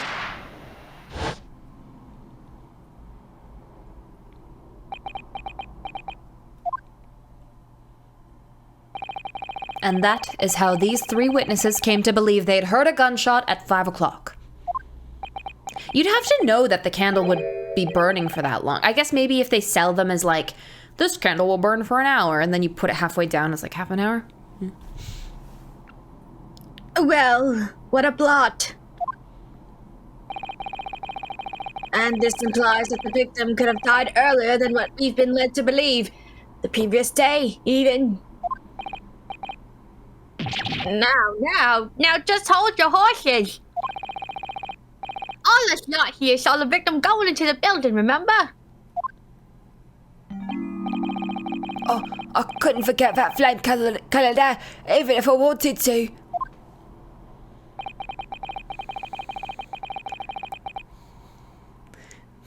And who was it? Was it fucking Sholmes? The person you saw entering the building wasn't the victim at all. Consider this. Ah! Obviously, anybody can wear a wig. So the person that these witnesses saw entering the building 15 minutes before the incident occurred could easily have been someone else entirely, wearing the red hairpiece. Night, astronaut. Someone else? Do you mean to say? It was the same person who contrived the firecracker trick. In other words, Inspector Gregson's killer. Are you laughing at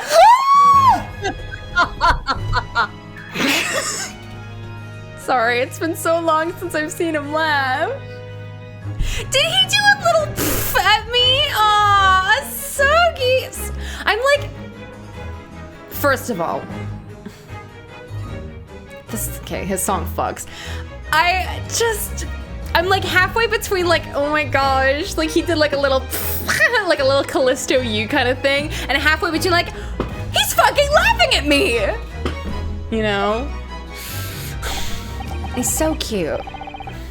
Oh, very impressive, Ryunosuke Naruhodo. Thank you. Kazuma? I'm really quite amazed you've come this far. But after all, wasn't I the one who told you? You had all the makings of a great defense lawyer. Oh, he's proud. I also noted the lack of time of death in this report, a stark omission. But as far as I'm concerned, this whole country's justice system leaves a lot to be desired.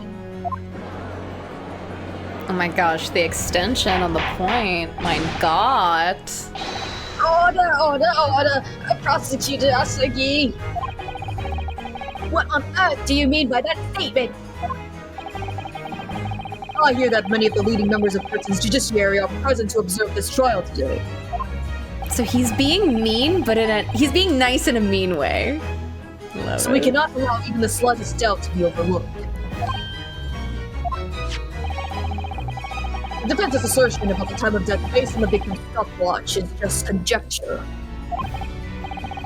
But while the possibility exists that my learned friend may be correct, we have a duty to explore it. Well, certainly I would agree with you. And what immediately comes to mind is, of course, what was Inspector Gregson doing and where did he go on the day before the incident? Do you know? The inspector always carried out his investigative work alone. His movements were treated as confidential within Scotland Yard. Even within the yard.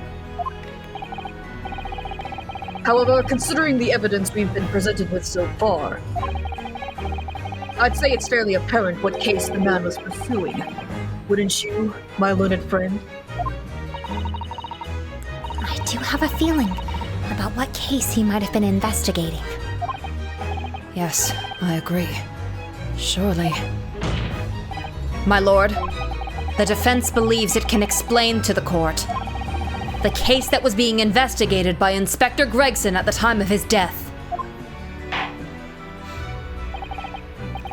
Very well, counsel. Present your argument to the court. What evidence is suggestive of the case being investigated by the inspector on the day prior to the incident? Didn't he, tell us? Hold on. Because this guy died, but I don't know if that was, he died of natural causes or... And this is Sholmes' case.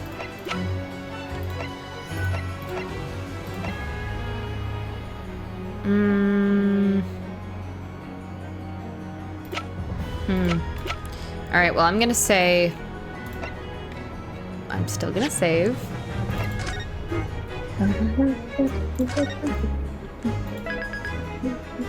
I was listening to this in my car, and, I had it on loop for, 20 minutes. And, I have to, it's really fucking good, but I think I am affected by Samurai on a Mission more. Samurai on a Mission, to me, is still, better, but this is, it's so really Samurai good. Mission is the song for the Asogi you fell in love with. This is the song for the Asogi that you're meeting for the first time. It's true. Yes, that much is true. But there's just something about... I don't know. It just... Whenever I listen to this, it makes me want to crash a car even when I'm walking. I mean, yes, it's a very good song, and maybe it'll grow on me more. But I don't know. Maybe I am biased. I don't know. It's just... Well, no, Samurai on a Mission has a very, upbeat, very, It's epic. There's a spirit to it. Exactly. There's a certain spirit to it. I understand. Yeah. But this one's very much I don't know. I can't put my finger on it. It's I can't tell where the crescendo is of it, you know? It feels like it needs to be here, but then it feels like it needs to be the bit where it goes into the professor's theme. But I don't know. I still really fucking love it. But To me, I don't know music, but to me, it's this part. yeah, this is See, and this is the part in Samurai on a Mission where I'm usually go like, you know, like that's the part where I go crazy, but it kind of is like more slow, like lower, you know, like it I don't know. It loses my favorite part of the song is, I think, my problem with it. But well, obviously, the real MVP Atsugi song is the fucking bathhouse one. The bathhouse one! Oh, I have to go and listen to that one again. The bathhouse one. That one's a joke. I don't really care for that song. That's the one he listens to when he's fucking taking Barack Fenzik's. Now he's got Barack Fenzik's fucking mansion and office all to himself. So he's like, yeah. I'm gonna use this fucker's in-office bathtub. That's what he listens to in there. He feels the wine. Yes, exactly. We're talking about this song that's playing right now. Anyways, I'm gonna Take that! Okay, I could have presented the wig too. Okay. I believe this red hairpiece points to the answer. Oh, the bathhouse song is it's his beta theme, and then they changed it because it sounded too plain. We might assume it was part of a disguise used to carry out an undercover investigation. It's a DLC where you can watch Asugi take a bath. Yes, and I. Surely not. The brightly colored hairpiece would only serve to make the inspector more noticeable. You interrupted me specifically so I wouldn't finish that sentence. Sorry, yeah, Enemies in 8. I still love Revival just because it creates visceral feelings for me. This is a good song. It gives me like a certain bitchiness, which I'm very much a fan of. I like this song. It's just it's just different from Samurai on a Mission, is all I'm saying. Yes, that's quite true. It would definitely have made him stand out in a crowd.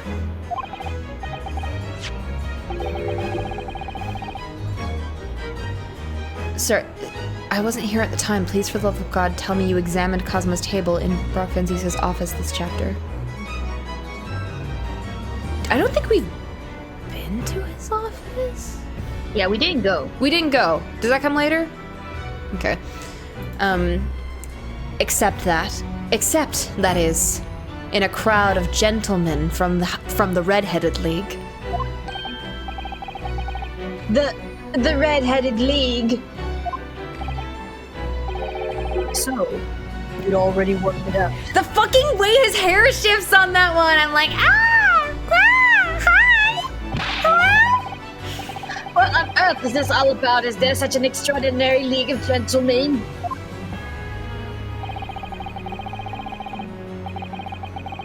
The Red-Headed League is currently under investigation for a grand deception. A deception of what nature, Council? They've been targeting red-headed men across all of London and tricking them out of small sums of money. 2 men were arrested for the misdemeanor only yesterday, in fact. My lord, the defense calls for those 2 men to be summoned at once. The 2 redheads?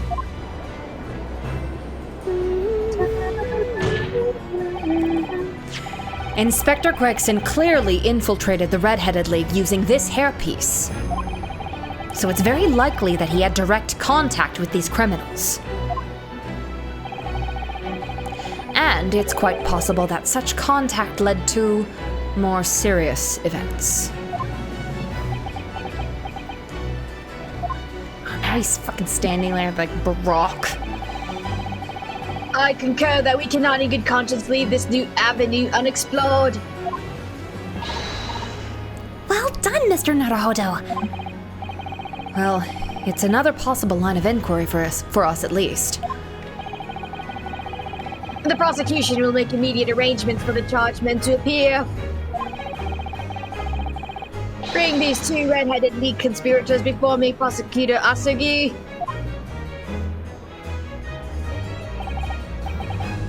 At once, my lord. Very good. We will have a 30-minute recess. Court is adjourned. Do we get to talk to him in the 30-minute recess? I'm gonna go ahead and go grab a slice of cake. Yes. I will be right back. Yes, go get cake.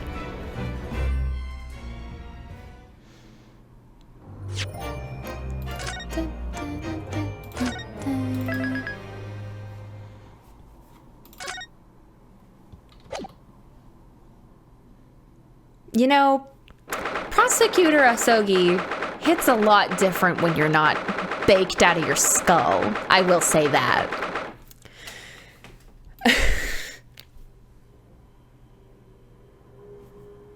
I was just happy to see him.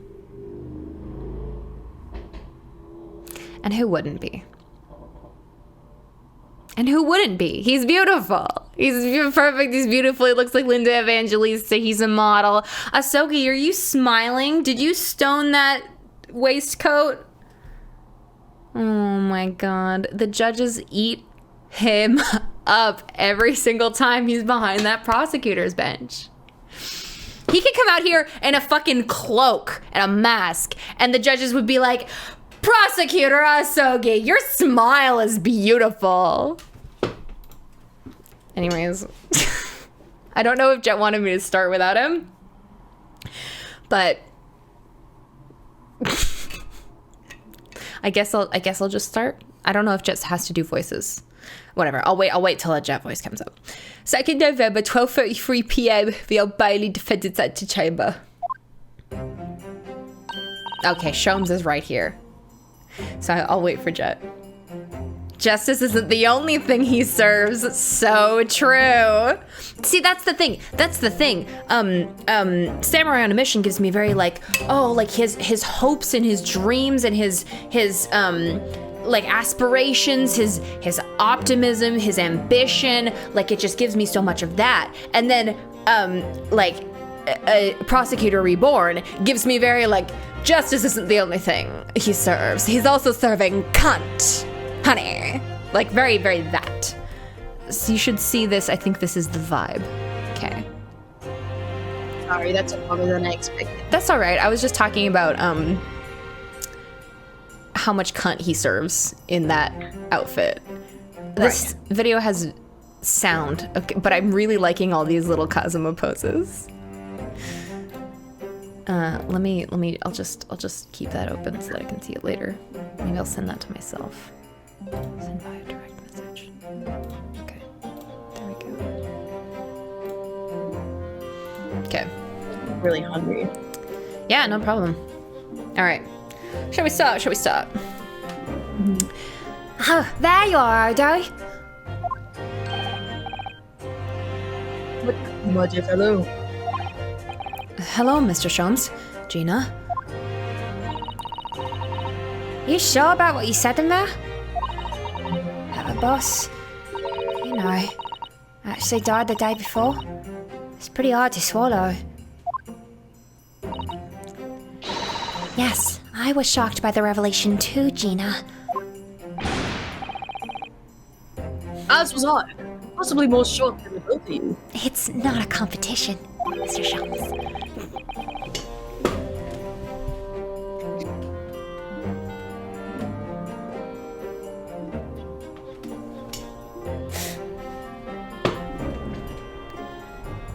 Is there a fucking like... Is the mic attached to the video game? Why? Oh boy, This is getting scary! Ryunosuke Naruhodo! My god! I don't understand. What happened? I said this line before he said it. Oh. Oh, okay. I thought you, like, heard something in your house. No, I didn't. I'm looking at Mr. Sholmes and I'm suspecting that he for real hears every word I'm saying. I think my copy of DGS is haunted.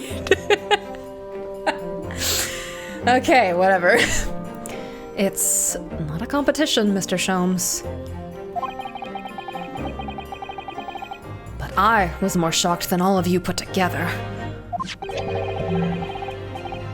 This is the autopsy report in question, is it? Yes. It's strange that there's no time of death noted. I'm spirit channeling Ryu. Is your copy of DGS creepy or wet? both. I suppose there's a simple explanation. Or perhaps it was a deliberate omission. Oh dear. If it was deliberate. It puts me in mind of the last case we worked on. And Dr. Scythe. I know. Anyway, it seems that on the day before Lord Van Zeeks discovered the body, Inspector Gregson was investigating the Red-Headed League, so perhaps something happened with them. Come to think of it. You had trouble with those League men too, didn't you, Mr. Sholmes? You were taken in by their trick. No. Naturally, I wasn't taken in, as you put it. My sleuth-hound interest was merely piqued slightly, by the rare sense of a weekly £4 income. And that scent masked the underlying scent of deception, I suppose. The two criminals in question are the pair we saw being arrested yesterday, aren't they? In Mr. Sholmes' suite, I mean. That's right, Suze! And it was me what took him in. Thanks to a tip-off by a good, law-abiding citizen. Bobby, shut the fuck up. Indeed, yours truly. So it's going to be that pair in the witness stand next, is it? Something doesn't quite make sense to me, though. The day before Inspector Gregson was found, you hadn't had trouble with the Red-Headed League yet, had you? Why would the inspector have been investigating them? Well, a likely explanation would be that Gregson's own sleuth-hound interest was piqued by the rare sense of a weekly £4 income. Don't tie him with the same brush as you, Sholmes! Yes, well... Then there's the whole issue of Inspector Gregson being investigated by Lord Van Zeeks for some reason. The Reaper, the Red-Headed League, Inspector Gregson, Lord Van Zeeks, Psychomantis, And Cosmo... Pennsylvania! and Knuckles. I feel as though he knew we'd arrive at this point somehow. Gosh, I think you're right. What's he really trying to achieve here today? All the answers will soon be revealed. Observe the time, my dear fellow. This recess will be over very shortly, and I have little time to enjoy the rest of my candle wax. Yes, you're right. My God, we were talking about that. Did I tell you about how the dog, my parents' dog, Alfie the puppy dog, ate 3 bars of soap? No, you did not tell me that.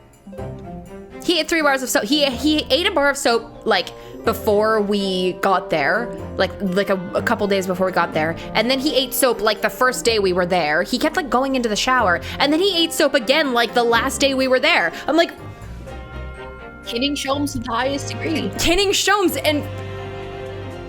But Alfie recommends the soap over the candle wax. Because... he just kept going for it. Yeah, I can't believe Cosmo didn't visit us during the recess. It's like, I want to talk to you bitches. Cosmo, I'm your best. I'm your Ibo.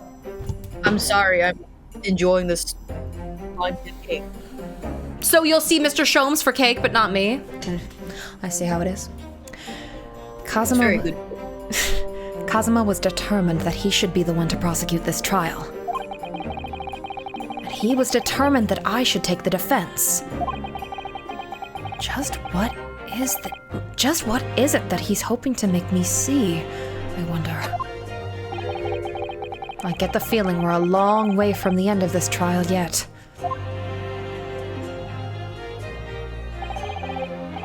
Are you ready then, Miss Susato? Yes.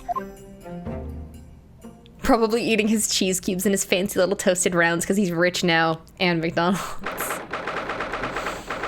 Second November 1 PM, the Bailey courtroom. Yep, hope we get a new piece of cake. In the name of Her Majesty the Queen, I hereby declare this court to be in session again. We resume the closed court hearing of Rock Band. The President who stands accused of murder. Now then, prosecutor asks me. It was Van Six's birthday. Nobody came. It was hilarious. Sorry. My lord. My lord. My lord. Okay. my lord. My lord. My lord. My lord. My lord! Have you assumed the witnesses as requested? What the fuck? Have you assumed the witnesses as requested? The cake fucked me up. A good cake will do that to you. It's really good cake. Yes, the two members of the Red-Headed League who planned and carried out the deception. They arrived not long ago from the local prison by police carriage. Oh, very good. Oh, hydration. I don't feel hydrated. Come on. Water. Oh, that's from both of us. You must hydrate as well. A bailiff ushered the two men into the courtroom. Hey, this cake might as well be weed. Is that fucking addictive? Come on now. Okay, the Italian and the French guy. These two men are currently being held by police on suspicion of attempted extortion. You may omit your occupations, but state your names now for the court.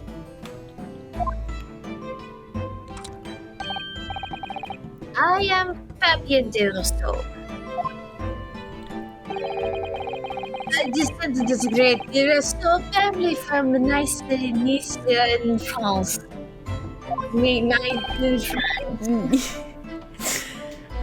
And then, wait, this is supposed to be, I thought this was a little Goyle when I first saw, but it's a little guy, so, maybe I'll give it like a scratch, I don't know how old this guy is, do we know? I don't know. I got an air in my body.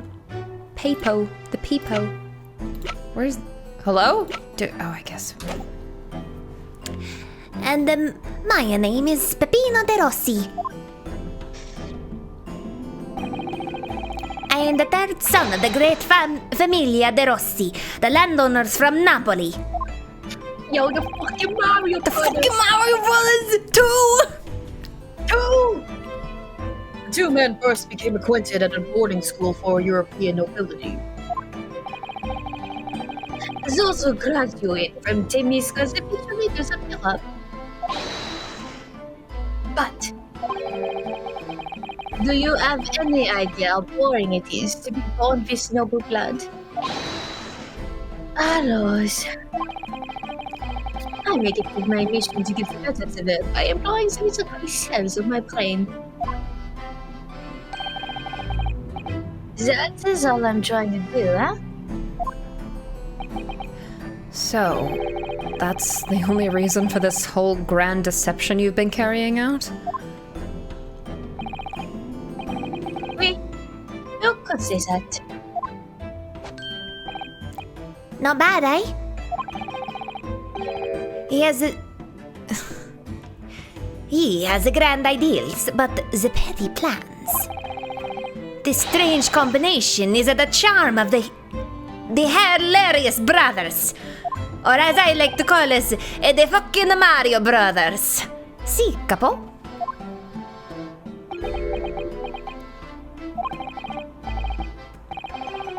Listen to me, Peppino. I have two things to say to you. Eh? ¿Qué? Are you about to tell me one of your grandi anecdotes? Evviva! Firstly, I want you to stop calling me this capo. And secondly, we are not the hilarious brothers. This is serious business. Che bello! There it is, the capo's trump card, the furrowed brow! It is deep, capo? The furrow and the meaning of your words. And the court has been led to believe that under the banner of the Red-Headed League, you have conspired to swindle money from unsuspecting members of the public. Is this true? Actually, how old did he end up being? Sorry. Let's see. 25? 25! Alright. I'll deepen it a little bit. Oui, c'est ça. And what exactly was the nature of this deception by which you planned to defraud? Alos, I will explain it. No, capo. Leave it to me. As you see, we both have the vivid red hair, no? At school, we were teased for this without pity. The capo here, he was many times behind the schoolhouse, crying like the Trevi fountain. Those dogs! One day the world will respect us redheads! Every night he would bury his head into his pillow and... Sapien Peppino, and now I will explain the rest. Step was a newspaper advertisement. About 1 week before the plan was put into operation, we listed the same notice in every paper in London. Yes, we saw that notice. It was this one, I believe. Entitled To the Red-Headed League. Oui, c'est ça. I am honored that you have seen it. It states that the only condition for joining the league is having flame-colored hair. And that if you satisfy the interview panel and are admitted into the league, you could receive a weekly income of £4. On the date specified, red-headed hopefuls gathered in droves at the park specified in the advertisement. And from each person present, this pair took an application fee of 5 shillings. And with the money to hand, it was a plan was elegant, no? No, it was most dishonorable. But to be frank, I'm stunned anybody was foolish enough to be taken in by such an obvious trick. Shows from the gallery. The park was described by one witness as choked with red-headed folk, like a coaster's orange barrow. And the day on which all these men gathered to apply was the day before the victim was discovered. Crucially, these 2 men spoke face to face with every single person present that day. Me, I have seen more red-headed people in one day than I will see the rest of my life. See. And now, every time I see the capo's hair, I feel sick to my stomach. Anyway, why have we been summoned here today? Sorry? As the date for our trial is not until tomorrow, I was told. Naturally, neither of these men have been told any details about this trial. They've only been shown this photograph. Very good. If Kazuma has Karuma back, why is he still carrying around the other sword? Because 2 swords are cool. Yeah, okay, that's fair. They're pretty sexy. Sorry. I was just... Sorry, go ahead. No, I was speak. just... I'm not saying anything. I was trying to say that I wasn't saying anything. I'm being a little simp. Oh, okay. Sorry. I was like, why do I keep interrupting you? Delay. It's fine. So, Mr. Diriso and Mr. Rossi, you will now give your formal testimony for the court on the subject of the gentleman pictured in this photograph. Of course, We are always ready to help with the law. Are you? It's so funny because every time I'm not supposed to do a French accent, it happens. Like when I play games by myself and I'm voicing the characters, it comes out. But then when I need to do it, it doesn't fucking work for me. I definitely feel that. I felt that a lot of the times when I was doing choose spells, I was like, oh my god, I've done a French accent like so many times. Like I'm not. It's not like this is a new thing for me. And I'm just winging it. But Yeah. We have more than 1,000 red-headed people as if on Lime Street that day. if it makes you feel any better, Discord is still doing its bullshit thing. So Oh well, that's fantastic. it's you know. Well, moot point at this point. But I don't recall the man in this photograph, Capo? No, I don't remember him. Obviously, he's dead now, but I assure you, he was not in the park. Allora, this victim has nothing to do with us. You have a lot to answer for, Peppino. It is your fault that we got caught in the first place. Good night, Wax and Well. See you later. You've given sworn testimony that this man in the photograph was not present. Can you be certain? I am quite certain we did not interview this man. Nobody looking like this came to the park. This I can promise. It must be noted that you have been arrested for a grand deception, however. Accordingly, this court. Excuse me. This court has little confidence in your assurances. Uffa! With this attitude, we get nowhere, huh?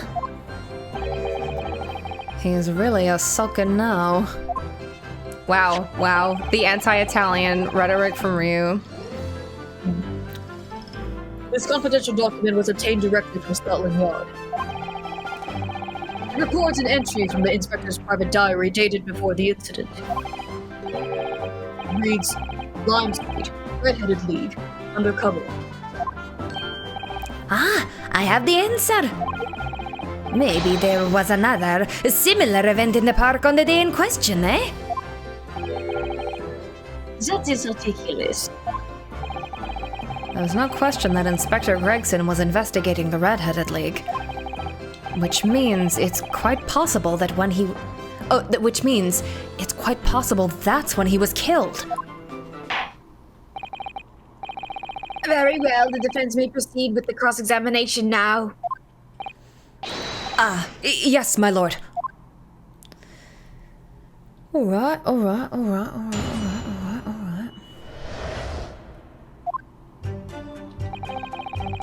Okay, more than 1,000 red-headed people assemble in the park. I don't recall the man in this photograph, but he would look different with a wig on. But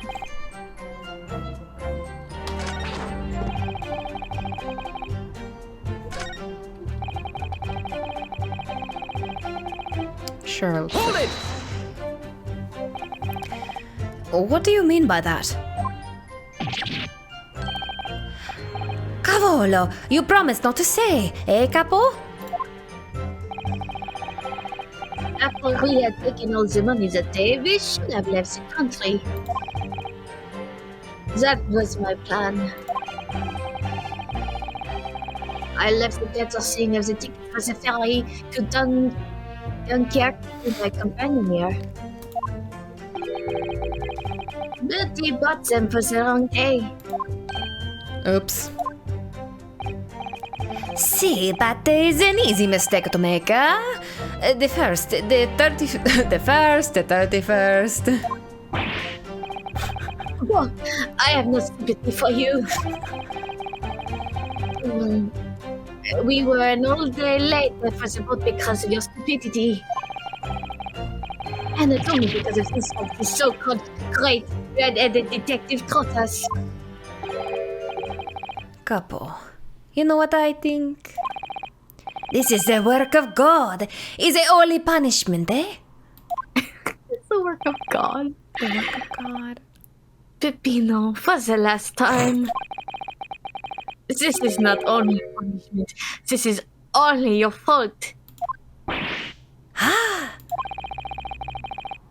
Don't blame God for your unholy mistakes. You are making me sick with anger. Maybe I make a mistake. But when it's time to eat the pasta, no one is faster. Okay. And I've seen the evidence.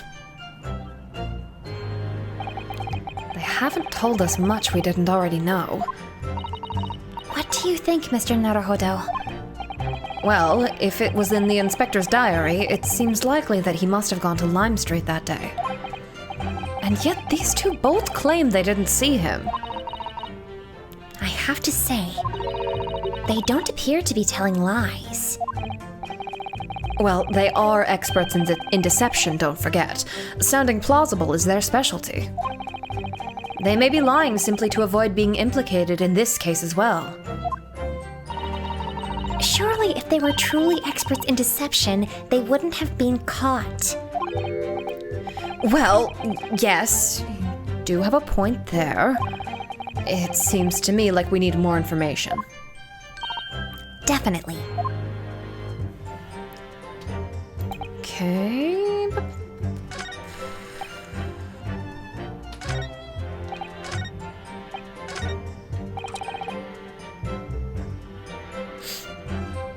I guess I'll just start pressing things. Hold it! 1,000 people? That's a very big crowd. It was quite the spectacle. Redheads had come from all over the capital. See, the capo here. He has the magnetismo animale, eh? Nobody else could attract so many people. If I could be born again, I would be the capo.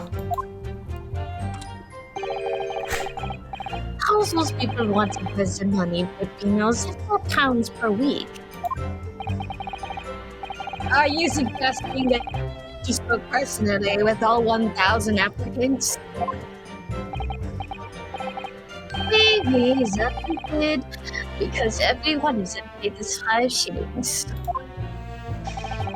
We take their names and we take their money, and we take their addresses as well. When I tell them we take some days to let them know by a post, è finito. Maybe 2 minuti a person? We start early in the morning and we stop late in the night. So, you earned 5,000 shillings in one day? That's a small fortune. Who'd have thought there were 1,000 such gullible redheads in London to fraud? One of whom was a great detective with chemically altered hair. Okay.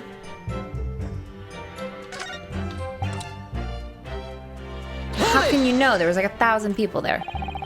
But according to what you've said, you spoke with 1,000 or more people that day. Wait, that's true. My eyes were opening by the end of the day. Surely then, you can't actually remember every single face. How are you so certain that this particular man wasn't present? Normally, the red hair is very distinctive, eh? But not when you have 1,000 redheads crowding around. Then it's just an eyesore. But if there was some other information you could give us, maybe then we could recall.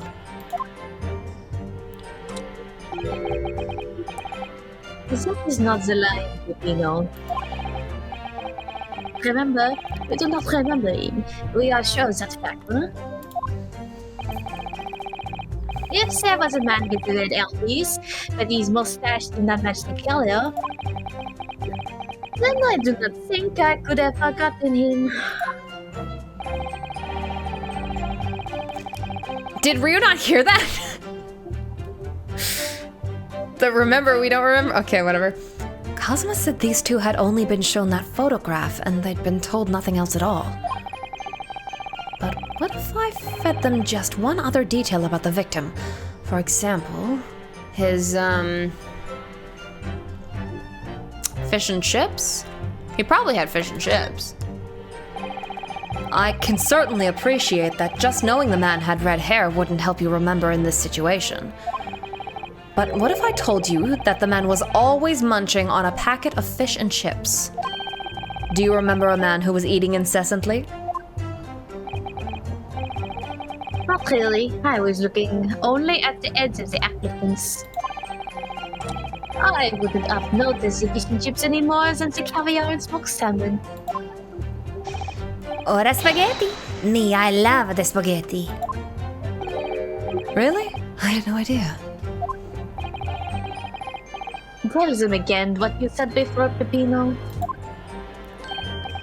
Si, capo, si. I say it again and again.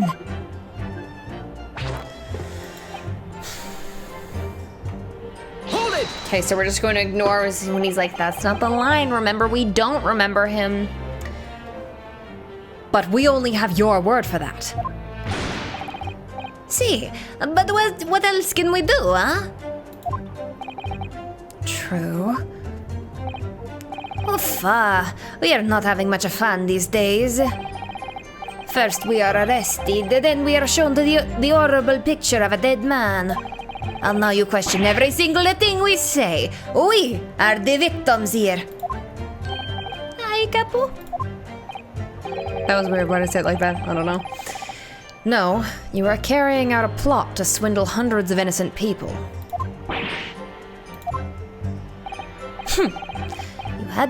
You had to bring that up, eh? It's not fair. Hi, Capo.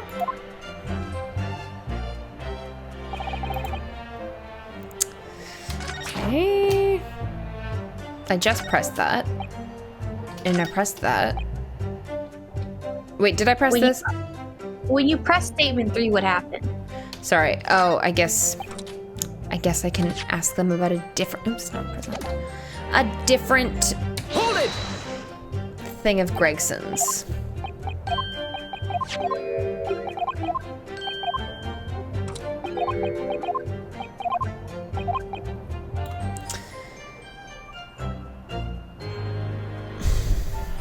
Why would they know anything about his... Well, I mean, I guess if I fed them his name, and then they knew his... I don't know, I'm guessing at this point. I can certainly appreciate that Kay wouldn't help you remember in this situation, but what if I told you that the man's name was Gregson? The man in the photograph is a Monsieur Gregson. Yes. Names, they are boring. I do not listen to any of them. Oh. It was not a real interview, huh? It was just for show. Why would I remember the names? That's right. This changes nothing. The man in the photograph was not there, as we have already said. I see. It seems there's little to be gained from pursuing this line of inquiry, whatever he said. Yeah. He said, Okay. Okay. Yeah. I say it again and again. Alright, fine. Third time's a charm, I guess. Hold it! I thought maybe they would have had his name on an applicant list or something. I don't know.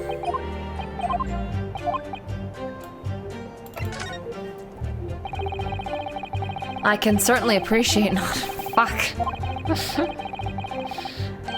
Was actually a detective. the man in the photograph, a detective? Yes.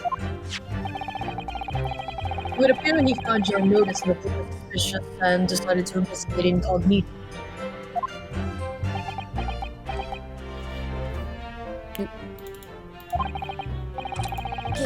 Sorry, but this changes nothing. Excuse me! Yeah, if he's a detective, I don't know if he'd give out his real name. Very true. Something to add, Mr. De Rossi? Okay?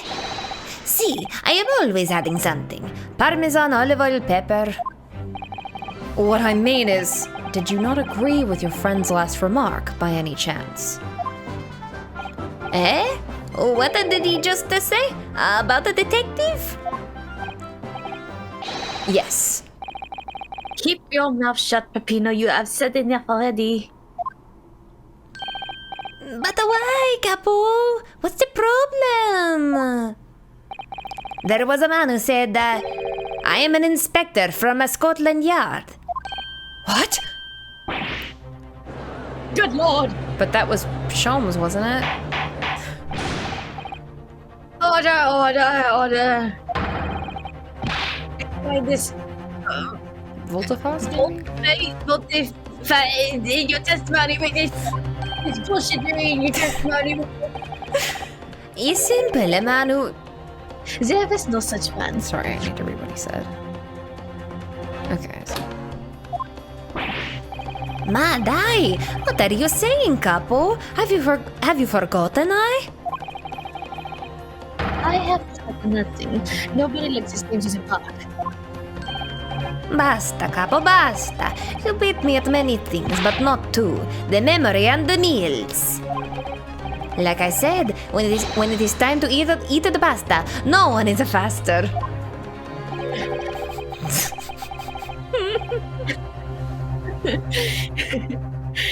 But you are inferior to me in every other way, so shut up. Objection!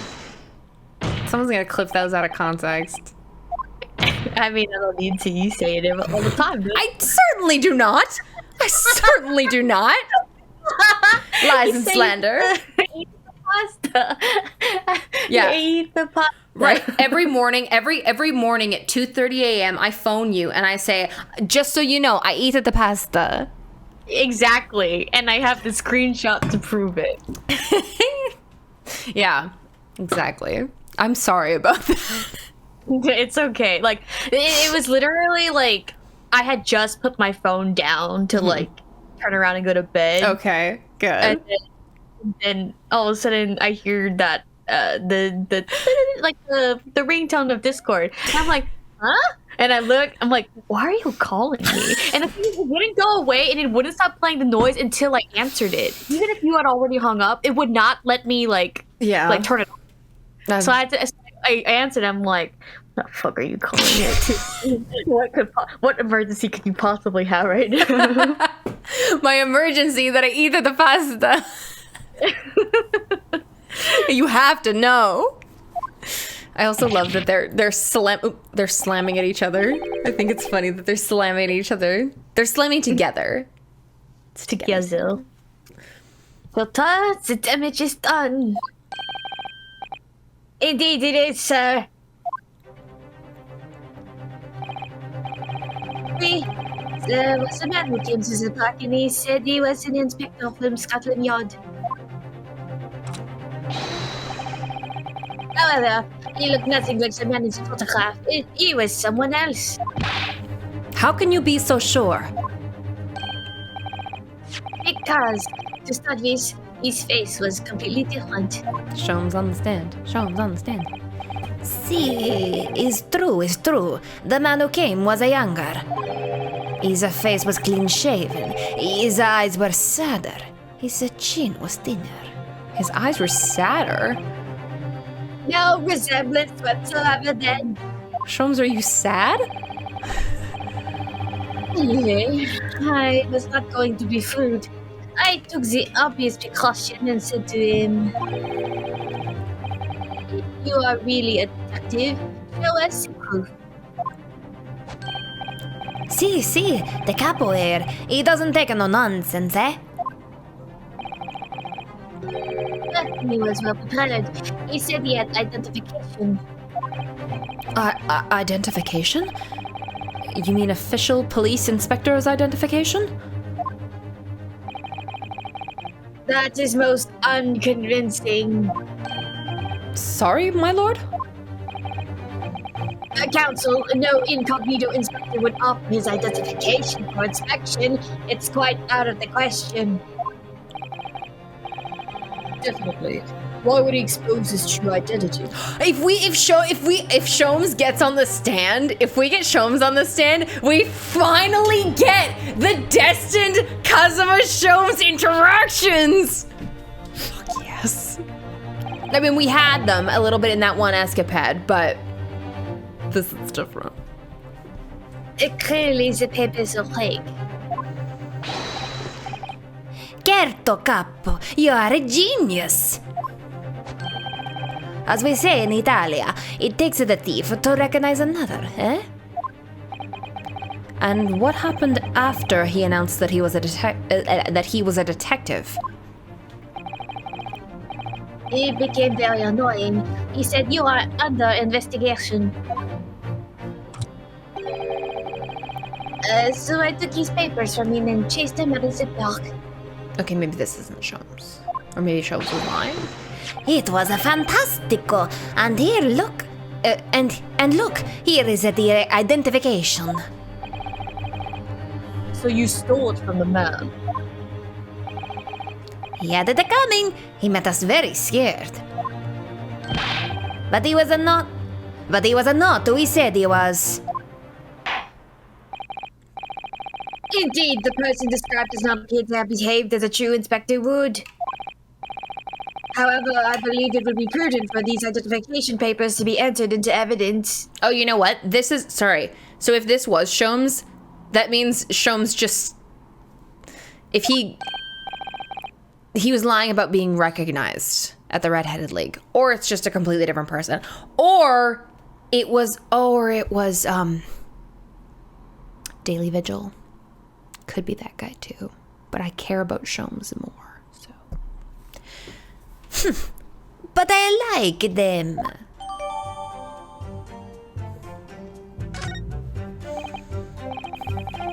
Now, let us return to the witness's testimony. Okay. He even did the little Mario jump there. Yeah, that's I brought it. The Mario Brothers. Fucking Mario Brothers. Let's take a look. Metropolitan Police card. Alright, let's open it up. Well, I suppose we should see what this inspector's identification looks like inside. Okay, let's have a read. Yes, it definitely looks fake, doesn't it? Out of interest, what name is given? Probably just something plucked out of the air. It's... Tobias Gregson. Wait, what? This Scotland Yard insignia looks genuine to me. But how? And the department and identification number details are all correct as well. Love that she just knows that off the top of her head. Since when have you known those? Do you mean to say... I know it seems incredible, but yes. I think this is a genuine identification book issued by Scotland Yard. But that's unbelievable. This is the real thing after all?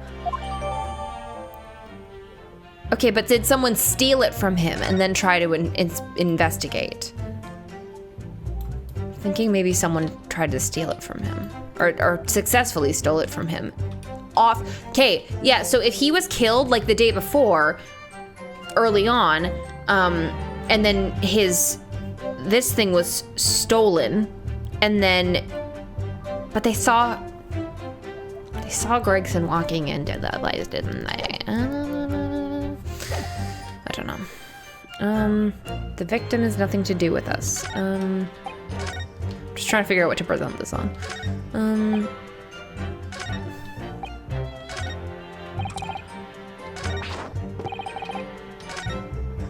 Who's the victim again?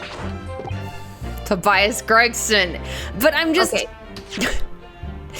Sometimes I think I know the correct statement to present things on, and that's not the right thing. I'm just looking around to see if there's a better one.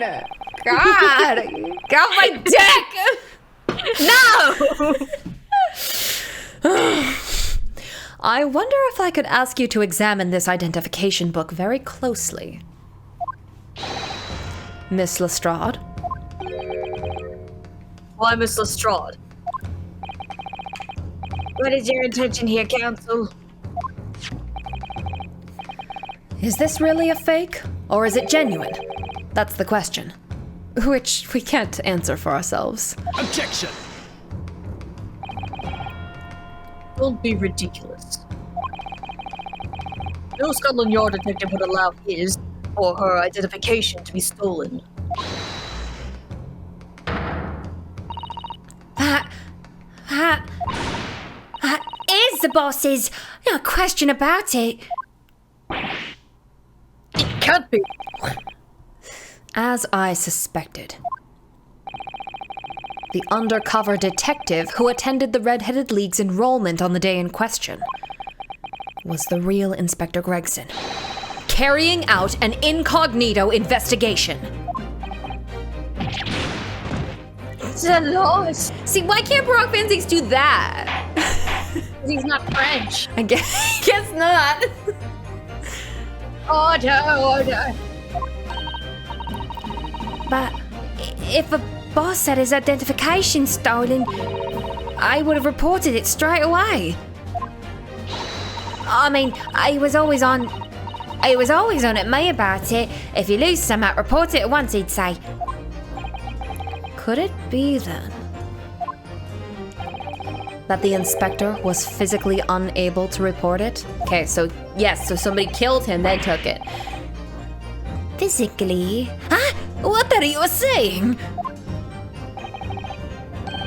Unable to? You're not suggesting. I keep fucking doing that. Yes, it's quite possible that he was killed before he had the chance to report his identification stolen. No. He's having some real we're having some fun with him back there. Order. He even does the like little hand thing that Barack does. But his was a lot more like flinchy, like The defense posits that the victim was killed the day before his body was discovered, at a different location. Secondary location. Do you two have anything to say about that?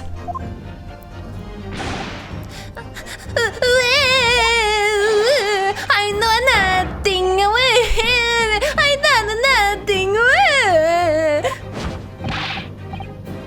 Only it's up to Casa Pepino. The way he just bounced back up. Oh dear. You can't behave a little more like a master criminal than that, no? Now I wish I had returned to Italia. Our soccer team keeps losing in the World Cup because we don't want to replace the old players with new ones, and they keep their now 35-year-old football players away, but I still want to go back.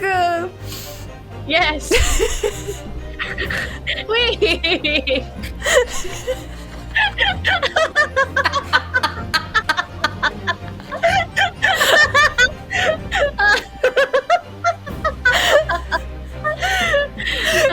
See, yes, Taya, it's the fucking...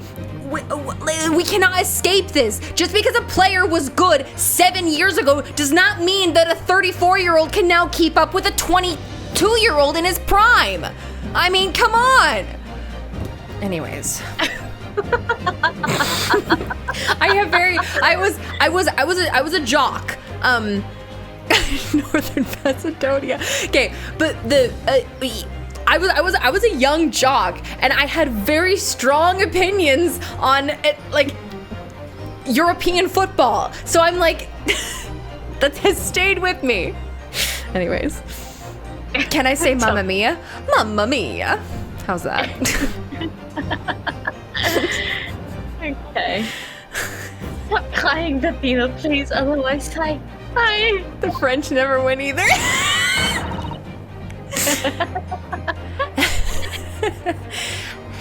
Lame, stop your whining and start talking. Well, I believe the court will need to hear. I know nothing. I done nothing. We lost at the northern Macedonia. No one even knows where that is. But you will tell everything or face the worst possible outcome. Tony Tomaso just replaced some of these players.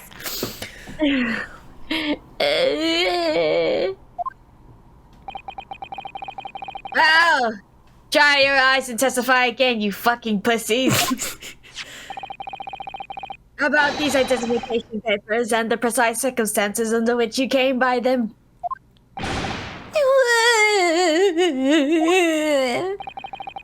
For crying out loud.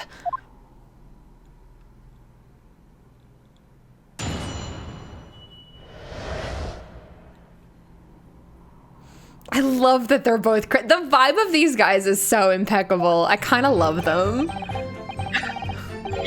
It's true, miss. We took them prisoner and kept them in Mars a night in a secret hideout. Even though I didn't think he was the real detective, I was too scared to let him go that day, just in case. We took the man's identification from him and shut him in the room for the next 2 hours. Might have been a little tussle, but we did him no harm. And the next morning, we let him go. Keep saying the H's, even if it's not fair. I keep saying it. I'm sorry. I'm struggling, man. I know that like sometimes like German and French in my brain get the wires crossed a little bit sometimes. Yeah. I have to like physically stop myself from saying W's as V. Yeah, I'm doing more German than I'm doing French. Yeah. Well, Clavier Gavin's in your head. Yeah, he is. And in your room. Watch he out. is. I mean, I'm watching. Watch him. He spent the night in a nice room. It was nothing like prison, really.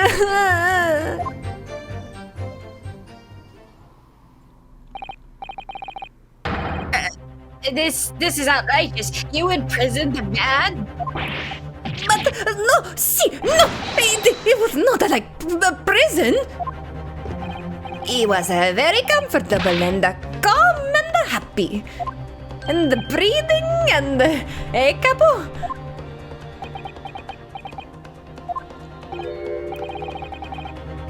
It was never part of my plan, I swear it. I'm just gonna speak normally. I can't. You can, I believe in you. The whole... No. Okay, well, if you want to speak normal, you can. But I do believe in you. Not to be French anymore. The French can no longer hurt you. So you think it was my fault, eh? I know. Listen, Mega Sierra, listen, I know. We tried for like a long time to try and figure out what the mic issue was. And it's just... It goes in and out. It's something to do with like the internet or my computer or something. I don't know. Yeah, I'm not gonna rewatch this pod. I'm sorry. Just because I got the date of the ferry wrong by just one little day. I do not think it was your fault. I know it. No. Per favore, capo. It's not fair. You shall have plenty of time for squabbling back at the prison, gentlemen. I don't believe this. How could he have been a real detective? Counsel for the defense, proceed with the cross-examination. So on the day before the incident, Gregson spent the night confined in this pair's hideout. Okay.